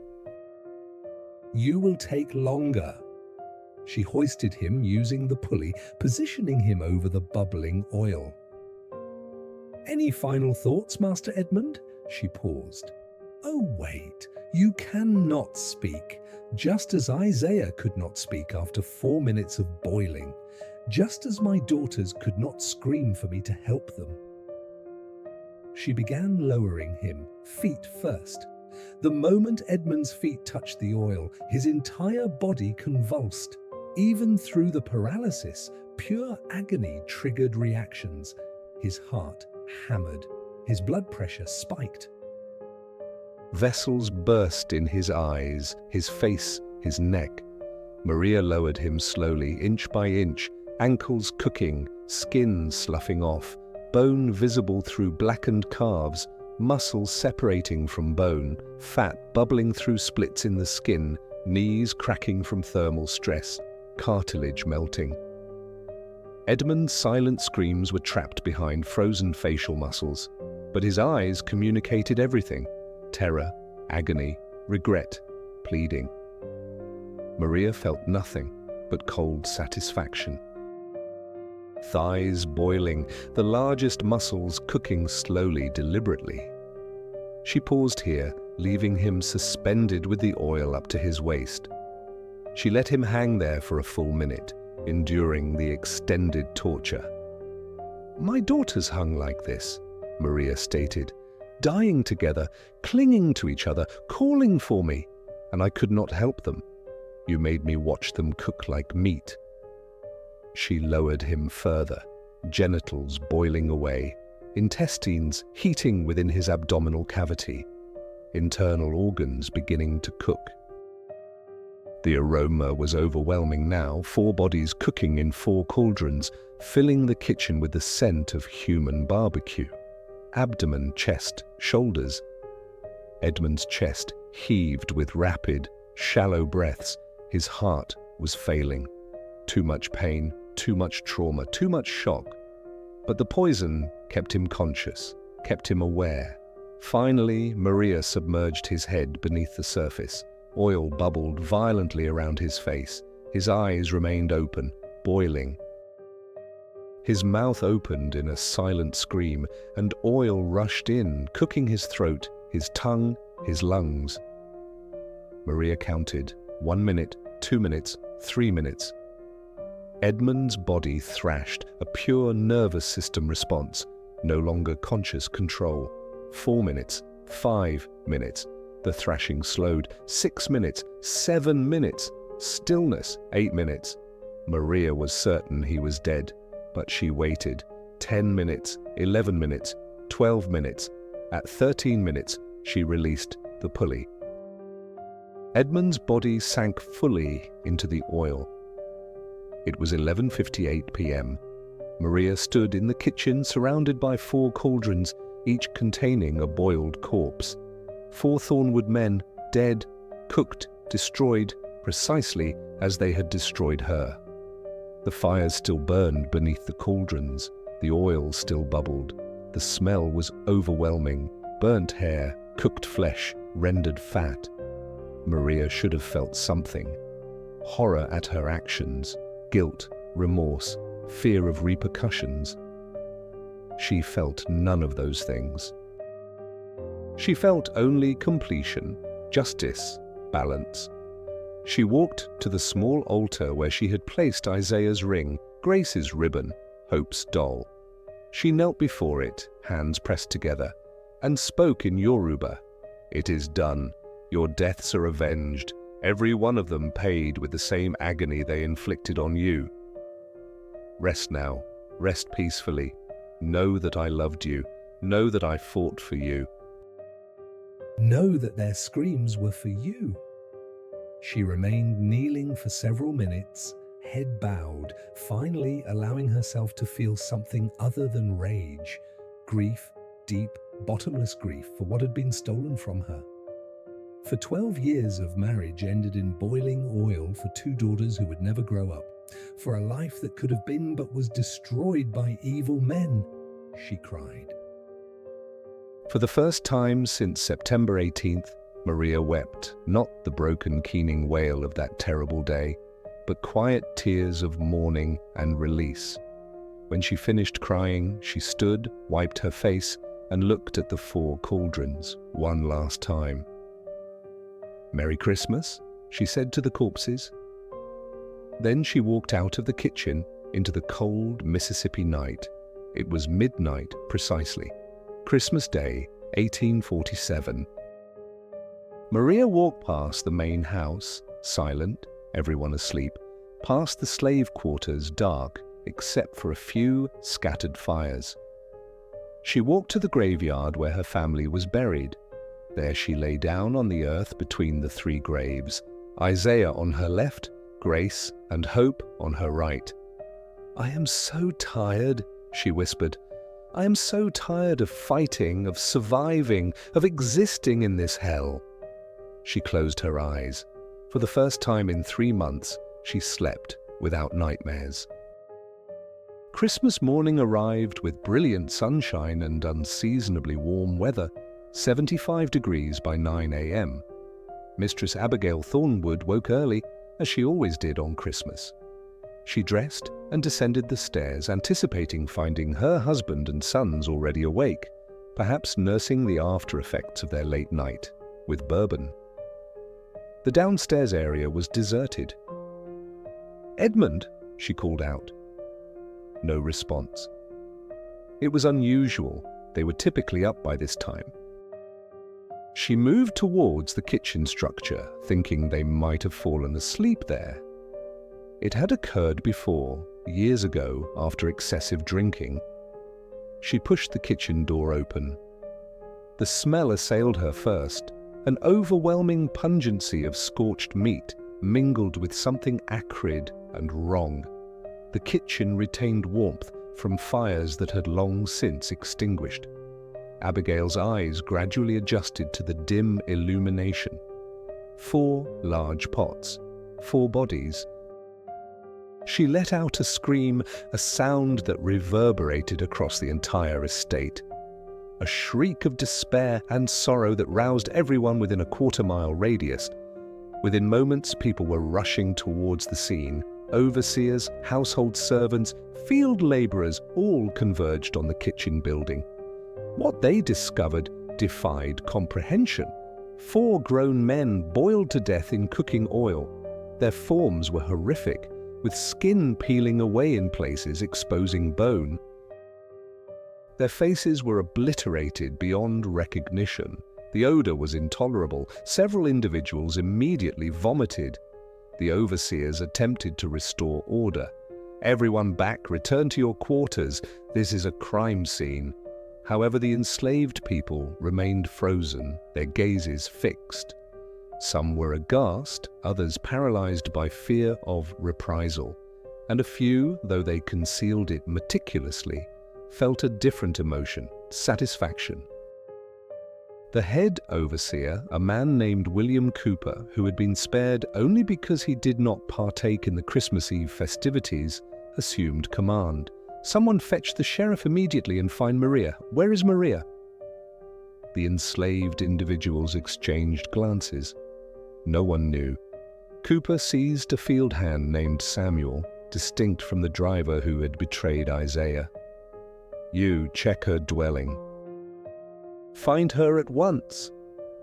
Samuel hurried to the slave quarters, found Maria's cabin empty, and then proceeded to the graveyard. An instinct compelled him to search there. He discovered Maria resting peacefully between 3 burial sites, her arms extended as if in an embrace of the earth. Her eyes were closed. She appeared to be asleep. Samuel approached cautiously. "Maria?" There was no reply. He knelt, gently touching her shoulder. "Maria?" Still no reaction. He checked for breathing, for a pulse. Nothing. Maria was deceased.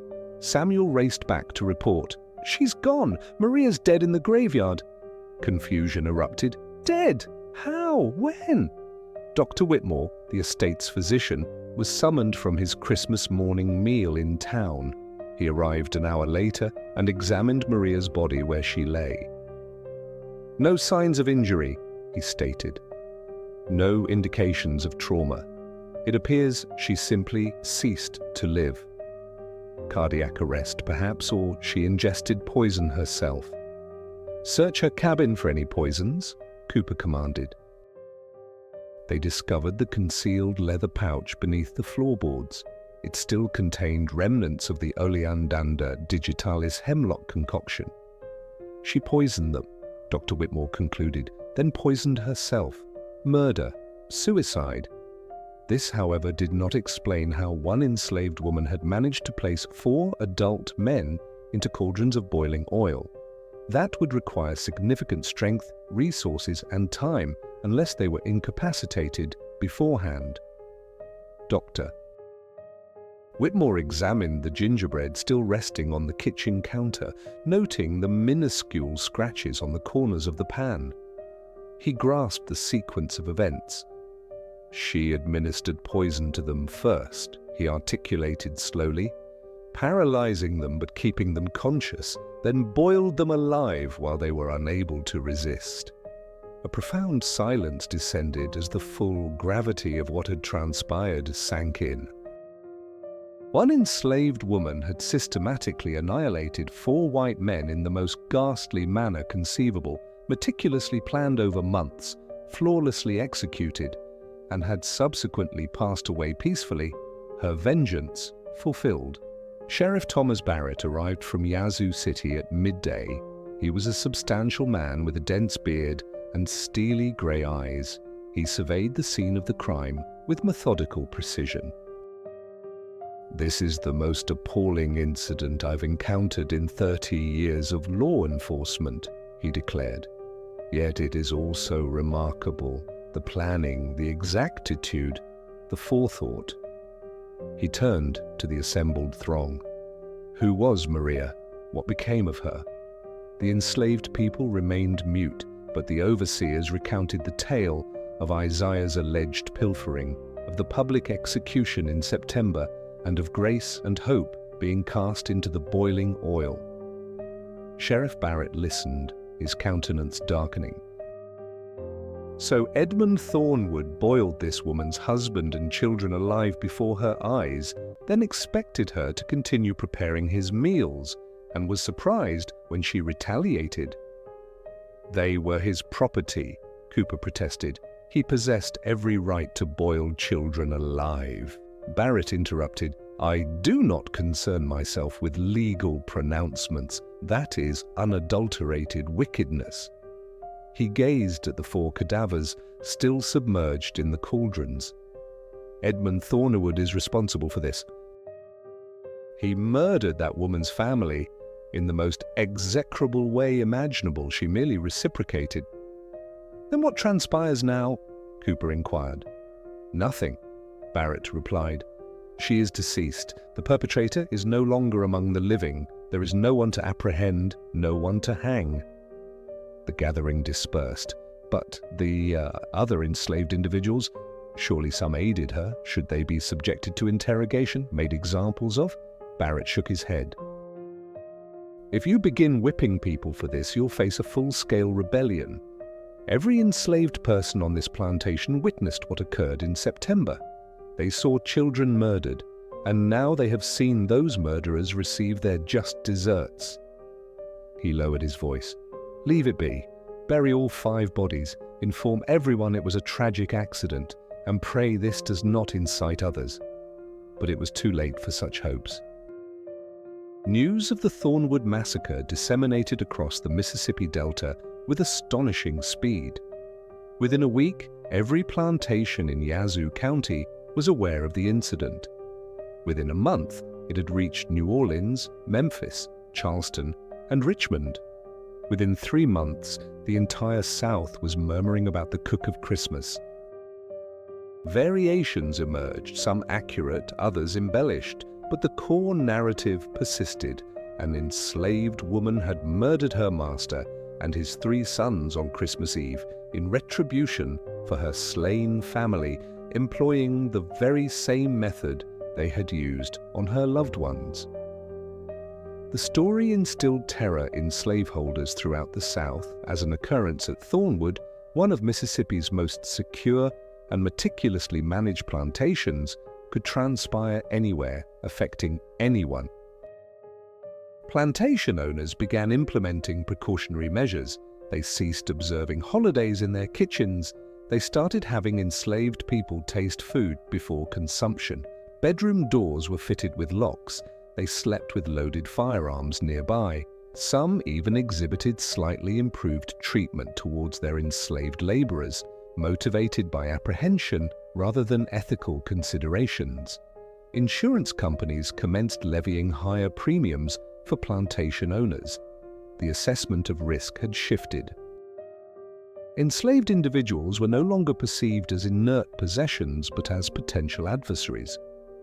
In January of 1848, 3 comparable incidents transpired across the Deep South. In Louisiana, a house servant named Thomas poisoned his master's entire family during a New Year's celebration, resulting in 8 fatalities. Thomas was apprehended and subsequently hanged, but not before recounting Maria's narrative during his trial. In Alabama, an enslaved woman named Ruth set fire to the main dwelling while the family slept, causing 5 deaths. She escaped and was never captured. Letters she left behind alluded to the bravery of the Christmas cook.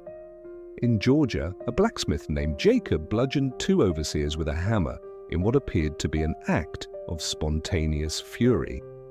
However, investigators uncovered a hidden journal detailing months of meticulous planning. The inaugural entry read, "If Maria could accomplish it, so can I." The pattern was undeniable. Maria's act of vengeance had ignited something across the South, a psychological transformation in how enslaved people viewed resistance. For decades, the system had operated under the assumption that enslaved individuals would passively accept their fate, that they were sufficiently broken, terrified, and controlled to never truly fight back. Maria unequivocally shattered that illusion. She demonstrated that careful strategizing could surmount physical disadvantages, that intelligence and perseverance were potent weapons, and that even the most vulnerable individual could bring down the most formidable if willing to pay the ultimate price. Slave patrols intensified their presence throughout Mississippi. Curfews became more stringent. Punishments for minor transgressions escalated in severity. The system tightened in its grip, driven by fear, but it was too late. The seed of defiance had been sown. By the spring of 1848, Maria's story had permeated the network of the Underground Railroad. Conductors, those courageous individuals who facilitated the escape of enslaved people to freedom, began drawing inspiration from her account. When newly liberated individuals faltered, apprehensive of pursuit, conductors would regale them with the story of the woman who had slain 4 masters and perished free. "You consider running brave," they would say. "Maria stayed and made them pay. You can at least attempt to run." The narrative reached Frederick Douglass in Rochester, New York. Douglass, himself an escaped slave, and by then the most prominent black abolitionist in America, was profoundly intrigued. He dispatched investigators to Mississippi to substantiate the veracity of the tale. They interviewed enslaved individuals who had witnessed the September execution. They reviewed the sheriff's reports. They examined death certificates. In May of 1852, Douglass published an article in his newspaper, the North Star, titled "The Christmas Reckoning: Justice Delivered by an Enslaved Mother." He penned, "We do not condone murder, we cannot celebrate violence, but we must acknowledge that Maria of Mississippi did what the law failed to do, deliver justice for the murder of innocents. When a mother watches her children boiled alive, and the law designates it as discipline, or when a wife witnesses her husband tortured to death and the law refers to it as property management, and when human beings are reduced to mere commodities and the law shields the perpetrators, what recourse remains?" Maria's actions were horrific, but they were no more horrific than what was inflicted upon her family. They were no more horrific than what is perpetrated daily upon 3 million enslaved people across this nation. They were simply visible, undeniable, impossible to ignore. The Thornwood family perished in the same manner in which they had inflicted death. This is not justice, it is symmetry. But in a nation where justice is systematically denied to black people by law and custom, perhaps symmetry is the closest we can attain. Let Maria's narrative stand as a solemn warning to every slaveholder. You are not invincible. You are not beyond retribution. Every person you brutalize, every child you forcibly separate from their parents, every life you extinguish, These actions carry consequences, perhaps not immediately, perhaps not tomorrow, but eventually, inevitably, the reckoning arrives, and when it does, do not express surprise if payment is demanded in blood. The article was reprinted in abolitionist newspapers across the North. It was read aloud at anti-slavery gatherings. It was discussed in churches, in parlors, and in town halls. The South responded with intense indignation. Mississippi officially proscribed the North Star. Possession of abolitionist literature became a punishable offense, carrying prison sentences for white individuals and death for enslaved people. Yet the story could not be suppressed. It now existed within the oral tradition of enslaved people, conveyed in hushed tones from plantation to plantation, from mother to daughter, from father to son. It evolved into a spiritual. The lyrics were encoded, as many spirituals were, with dual meanings that only the enslaved community could comprehend. On Christmas Eve, the Lord came down. 4 angels fell without a sound. The cook prepared the holy feast, and demons burned from most to least. White listeners perceived a Christmas religious carol. Enslaved people heard the chronicle of Maria. Meanwhile, back at Thornwood Plantation, the repercussions continued to unfold. Mistress Abigail Thornwood suffered a complete mental collapse upon discovering the bodies of her husband and sons. She was committed to an asylum in Jackson, Mississippi, where she passed away 3 months later. The official cause was attributed to melancholia, but the staff reported that she spent her final days screaming about men burning in oil. The plantation itself was auctioned off in March of 1848. No one was willing to reside there. No one desired to sleep in the main house where 4 men had been murdered. The property sold for a fraction of its former value. The new proprietor, a cotton broker from Memphis named Harrison Kemp, attempted to continue operations, but the enslaved people refused to work in the kitchen building. Indeed, they refused to enter it at all. Kemp had it demolished and constructed a new kitchen, but this offered no solace. The enslaved population at Thornwood had experienced something entirely novel: the knowledge that retribution was attainable. Productivity plummeted, accidents became more frequent, tools disappeared mysteriously, fires were ignited under unexplained circumstances. Nothing of major consequence occurred, nothing that could be definitively attributed to any individual, but it represented a constant, wearing form of resistance. Within 2 years, Kemp sold the property at a loss. It changed hands 3 more times over the ensuing decade. Each owner grappled with the same persistent challenges. By 1860, Thornwood Plantation was largely derelict. The main house stood empty. The fields reverted to their wild state.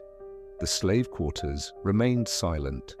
During the Civil War, it was briefly utilized as a field hospital by Confederate forces.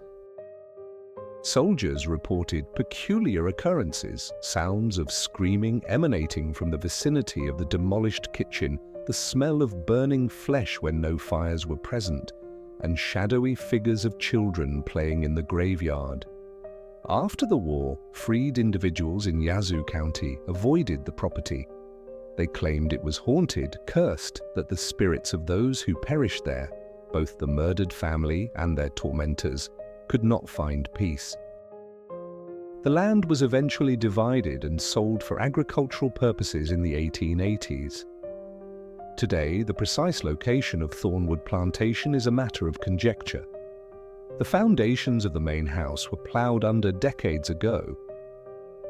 The slave quarters have long since succumbed to decay, but the graveyard endures. Local historians have identified it, a small clearing within what is now a soybean field, marked by a few weathered stones. Most graves are unmarked, as was customary for enslaved people's burial sites. However, 3 stones stand close together, positioned as if the occupants are holding hands. No names, no dates, just 3 stones. oral tradition within the black community of Yazoo County asserts that these are the resting places of Isaiah, Grace, and Hope, and that Maria is also buried there. Although no fourth stone exists, every Christmas Eve individuals leave offerings, flowers, food, candles, in honor of a family destroyed by slavery, in honor of a mother who enacted a terrible revenge, in honor of a woman who refused to accept the injustice inflicted upon her. The narrative of Maria of Mississippi poses profound and unsettling questions that continue to resonate 177 years later. Was her act murder or justice? In legal terms, it was unequivocally murder, premeditated, brutal, and meticulously executed. 4 men were killed in cold blood. However, in moral terms, the question is considerably more intricate. Edmund Thornwood and his sons murdered Isaiah, Grace, and Hope. They accomplished this publicly, legally, and without any apprehension of reprisal. The law provided them protection, society sanctioned their actions, the entire institution of slavery facilitated their brutality. When the legal system offers no justice, when murder is sanctioned by law as long as the victims are black, from whence does justice originate? Maria provided that answer with boiling oil. Some historians contend that she was psychologically shattered by trauma, rendering her actions beyond the purview of normal judgment, arguing that witnessing the murder of one's family would drive anyone to madness. Others posit that she was perfectly rational, asserting that her 3 months of careful planning demonstrate calculated deliberation, not insanity, and that she made a conscious decision to prioritize vengeance over self-preservation. Both perspectives may hold elements of truth. The abolitionist community in 1848 was divided regarding their response to Maria's story. Radical abolitionists such as John Brown viewed her as a heroic figure, a warrior in a just crusade against an abhorrent institution. They argued that enslaved people possessed not only the right, but the obligation to resist slavery through any means necessary, including the use of violence. Moderate abolitionists expressed discomfort with celebrating murder, but acknowledged the underlying reasons for her actions. They utilized Maria's story to assert that slavery itself was the root cause of such atrocities, and that its abolition would prevent future Maras. Some anti-slavery activists attempted to suppress the narrative entirely, fearing it would cast their cause in a barbaric light and hinder their efforts to garner support from moderate white populations. However, Frederick Douglass grasped a crucial point. Maria's story possessed immense power precisely because it was disturbing. It compelled individuals to confront the stark realities of slavery in visceral terms. It is facile to abstract slavery, to discuss it as an economic construct, a political matter, or an abstract moral transgression. It is significantly more challenging to disregard the image of a mother witnessing her children being boiled alive while meticulously planning 3 months of perfect retribution. That image sears itself into the consciousness. It cannot be forgotten or dismissed. And that, in essence, was the entire point. Within the broader context of American history, Maria symbolizes something far greater than the vengeance of a single woman. She represents the untold thousands of enslaved individuals who engaged in acts of violent resistance against slavery. Actions systematically expunged from historical records because they contradicted the prevailing narrative that enslaved people were content with their circumstances. For decades, history books depicted slavery as a relatively benevolent institution, perhaps harsh, but characterized by unwavering loyalty between the enslaved and their enslavers. The pervasive myth of the contented slave persisted well into the 20th century.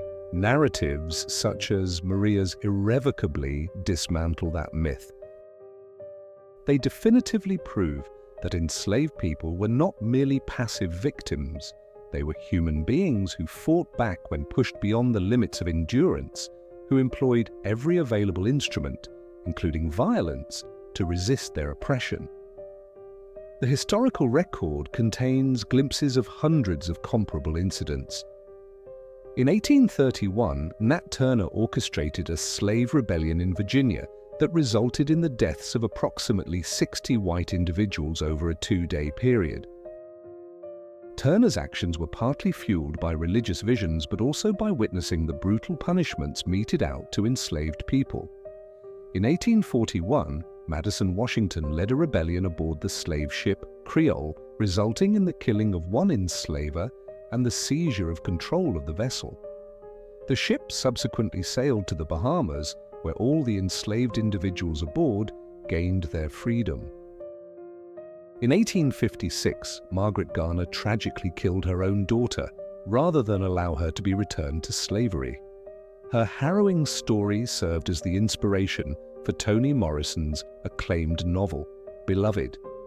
These are the widely recognized cases, the ones that secured a place in historical documentation due to their sheer magnitude and undeniable impact.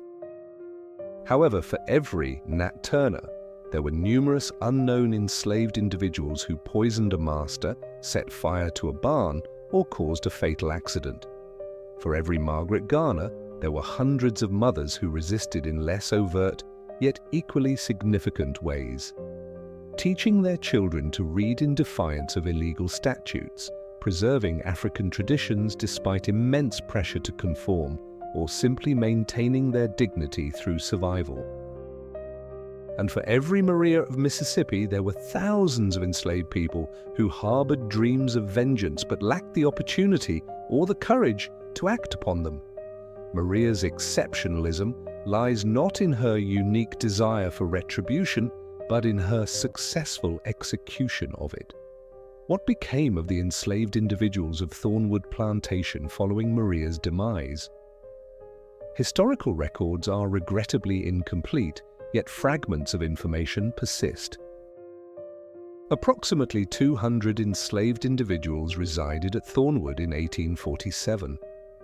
Following the massacre, they were dispersed through auctions, their families torn apart, individuals scattered across the Deep South. Some found themselves on plantations in Louisiana, toiling in the sugarcane fields. Others were dispatched to the cotton-growing regions of Alabama. A few were sold into domestic service in urban centers like New Orleans and Mobile. However, irrespective of their destinations, they carried Maria's narrative with them. 20 years later, when the Civil War brought an end to slavery in 1865, many of those who had borne witness to the events at Thornwood were still alive. They recounted to their children and grandchildren the tale of the woman who had avenged her family, of the Christmas Eve when 4 white men met a screaming end, and of the undeniable proof that resistance was indeed possible. In the 1930s, the Works Progress Administration embarked on a significant undertaking, collecting testimonies from individuals who had previously endured the bonds of enslavement. This endeavor, part of the expansive Federal Writers Project, aimed to preserve the final living echoes of those who had personally experienced the brutal reality of slavery.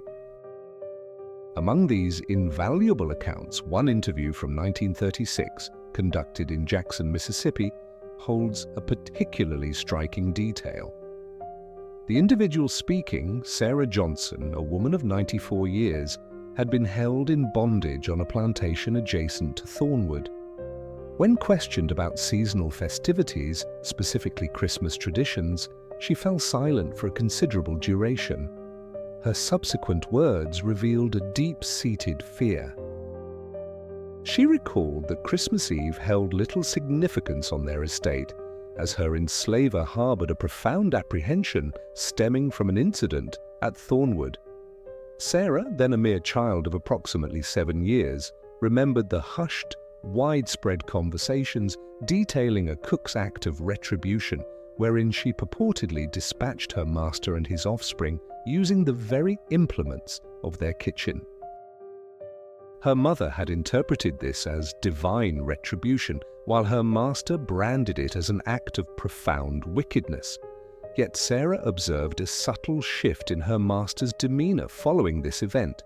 His treatment of them improved, albeit marginally, yet noticeably. She concluded that apprehension serves as a potent educator. The interviewer appended a note indicating that the subject became visibly distressed and declined to elaborate further on the Thornwood affair, requesting a change of subject. This brief excerpt represents a rare, surviving first-hand account, yet the impact of Maria's actions reverberated far beyond those who knew her personally. The profound psychological ramifications of Maria's narrative on the institution of slavery cannot be overstated. The perpetuation of slavery in the American South relied heavily on a carefully constructed illusion: the inherent inferiority of enslaved individuals, their supposed inability to engage in complex thought, their natural suitability for subjugation, and their general contentment with their circumstances. This fabricated reality was indispensable. Without it, the profound internal conflict experienced by slaveholders in treating sentient human beings as mere property would have been unbearable for most. Maria's actions irrevocably shattered this illusion, demonstrating several truths that instilled terror in slave owners. Firstly, it revealed the capacity of enslaved people for sophisticated long-term strategic planning.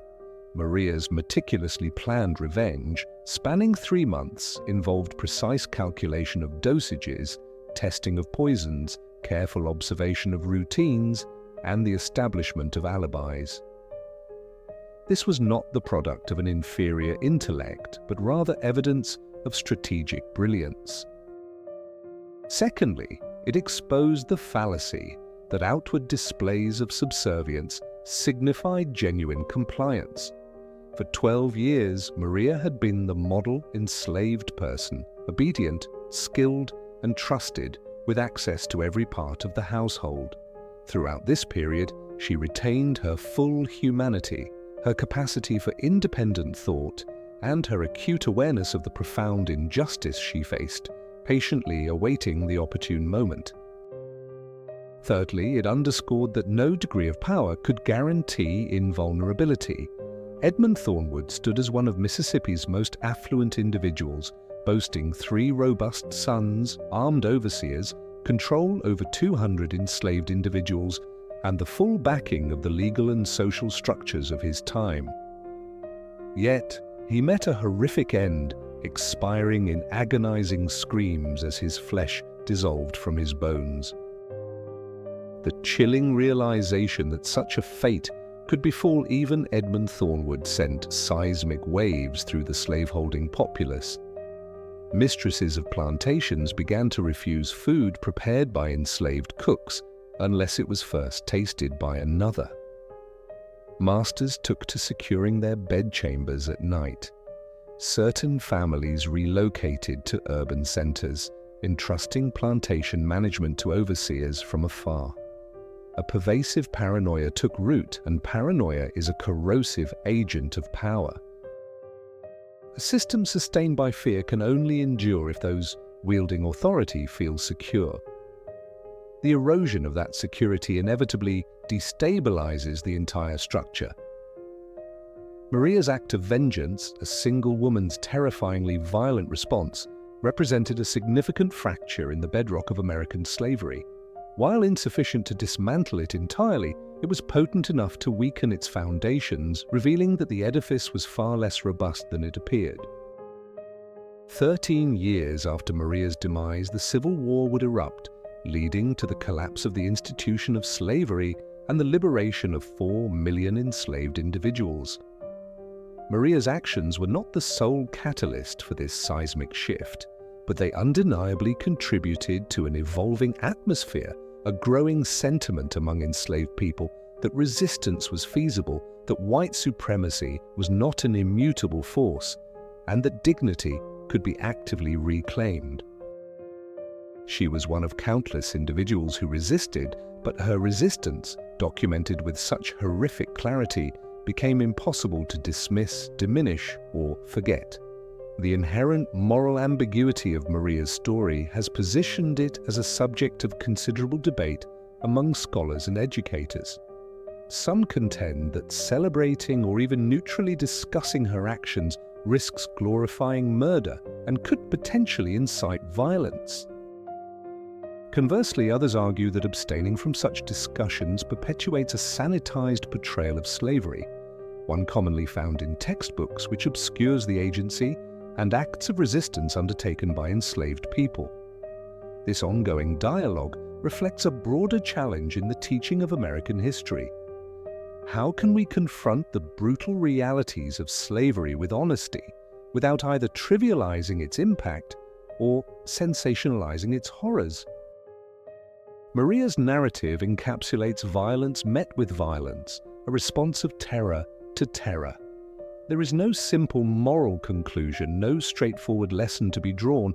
However, it is precisely this complexity that necessitates its retelling. The truth of American slavery is not neat, nor is it comfortable. It is not a narrative with easily identifiable heroes and villains, leading to a tidy resolution. Instead, it is a story of intergenerational trauma, systematic dehumanization, and individuals pushed to the very limits of human endurance. And on rare occasions, it is a story of those who pushed back. Maria fought back. Was her cause righteous? Was she wrong? Was her retribution justified? Was she a monster? History does not offer definitive answers to these questions. It merely records the events. A mother witnessed the annihilation of her family. 3 months later, those responsible met the same fate. The woman who enacted this vengeance passed away peacefully beside her family's graves. The interpretation is left to the individual. Today, 77 years after Christmas Eve of 1847, Maria's story is being brought back to light. For decades, it existed primarily within the oral traditions of Black communities in Mississippi, knowledge passed down through generations, tales shared by great-grandparents with their great-grandchildren. However, in recent years, historians focusing on the resistance of enslaved people have begun to document these narratives more formally. In 2003, historian Stephanie M.H. Camp published Closer to Freedom: Enslaved Women and Everyday Resistance in the Plantation South, which included a brief mention of the Thornwood incident. In 2016, the National Museum of African American History and Culture in Washington, D.C., opened with an exhibit dedicated to slave resistance, referencing Maria's story alongside significant events like Nat Turner's Rebellion and the Underground Railroad. In 2019, a team of archaeologists from the University of Mississippi conducted an archaeological survey of the former Thornwood plantation site. They identified the remnants of the former kitchen building. Excavation yielded a haunting discovery: 4 circular scorch marks imprinted on the brick floor, evenly spaced, each approximately 4 feet in diameter, marking the locations where cauldrons had once stood. This finding ignited a resurgence of interest, leading to news articles and inquiries from documentary filmmakers. Descendants of Thornwood's enslaved community organized a memorial service at the site on Christmas Eve of 2019, precisely 172 years after the massacre. Approximately 200 individuals gathered in the soybean field that now occupies the land where Thornwood Plantation once stood. They held illuminated candles, sang spirituals, and shared Maria's story with a new generation. One speaker, a descendant several generations removed from an enslaved woman who had witnessed the execution of Isaiah Grace and Hope on September 18th, stated, "We are here to remember not just what transpired on Christmas Eve, but what preceded it. We remember Isaiah, a blacksmith who harbored dreams of liberty. We remember Grace, who found joy in assisting her mother with cooking. We remember Hope, who was merely 8 years old. We honor their lives, not solely their demise. And we remember Maria not as a perpetrator of violence, not as a hero, but as a mother whose profound love for her family compelled her to embrace monstrosity in their defense. We do not commend her actions, but we comprehend the motivations behind them, and we acknowledge her refusal to acquiesce to the injustices inflicted upon her. She refused to move forward. She refused to extend forgiveness. She demanded recompense for what was taken from her, and she seized it herself. This is not a precept for living. Rather, it is a testament to the resilience of Black people who navigated the unnavigable, endured the unendurable, and who, when pushed to the absolute precipice, fought back. The narrative of Maria of Mississippi will never find a comfortable conclusion because it is not a comfortable story. It is an account that confronts the most extreme capacities of human beings, encompassing both the inherent evil of enslavement and the violence that such malevolence can instigate. It is a story of a mother's devotion twisted into a weapon, of grief transmuted into fury, of justice long deferred and delivered through bloodshed. It is a narrative that compels us to confront questions we would rather evade. What would your course of action be if your family were murdered and the law provided no recourse? How much suffering can a human being withstand before something within them shatters? Is vengeance ever justifiable? From where does justice originate where the legal system offers none?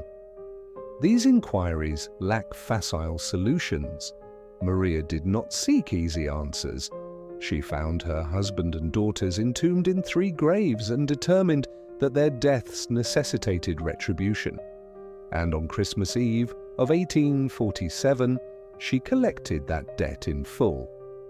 4 men perished in excruciating agony that night. 1 woman passed away peacefully the following morning. The murder of a family had been avenged. A cycle of violence had reached its tragic culmination. 177 years later, we continue to grapple with its implications. Perhaps we are not intended to fully comprehend it. Perhaps our sole purpose is to remember and to recall that slavery was not a detached historical concept, but a lived nightmare for millions. Remember that these individuals were not passive recipients of fate, but human beings possessing agency, intellect, and the capacity for resistance. Remember that systems of oppression inevitably give rise to resistors, and at times these resistors retaliate with every resource at their disposal. Remember Isaiah, who met his end screaming in fire. Remember Grace and Hope, 2 young girls slain for the misfortune of having the wrong father.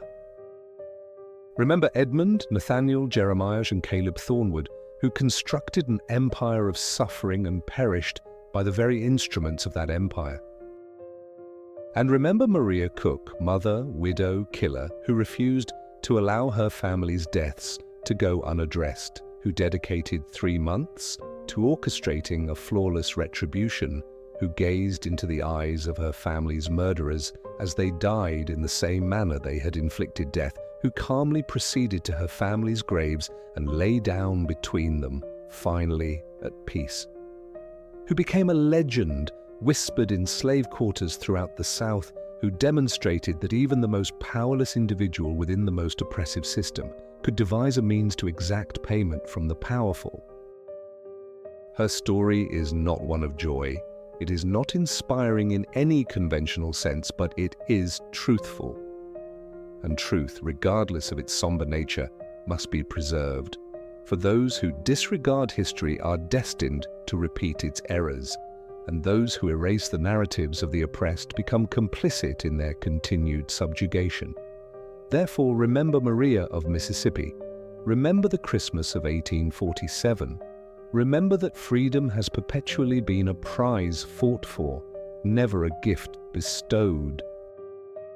Remember that justice deferred is justice denied, And when denied for an extended period, individuals forge their own justice. Remember that every system of oppression contains the inherent seeds of its own demise. And remember that 4 men died in boiling oil because they believed human beings could be possessed. This is the legacy of American slavery. This is the story of Maria. And that story will resonate as long as injustice persists in our world.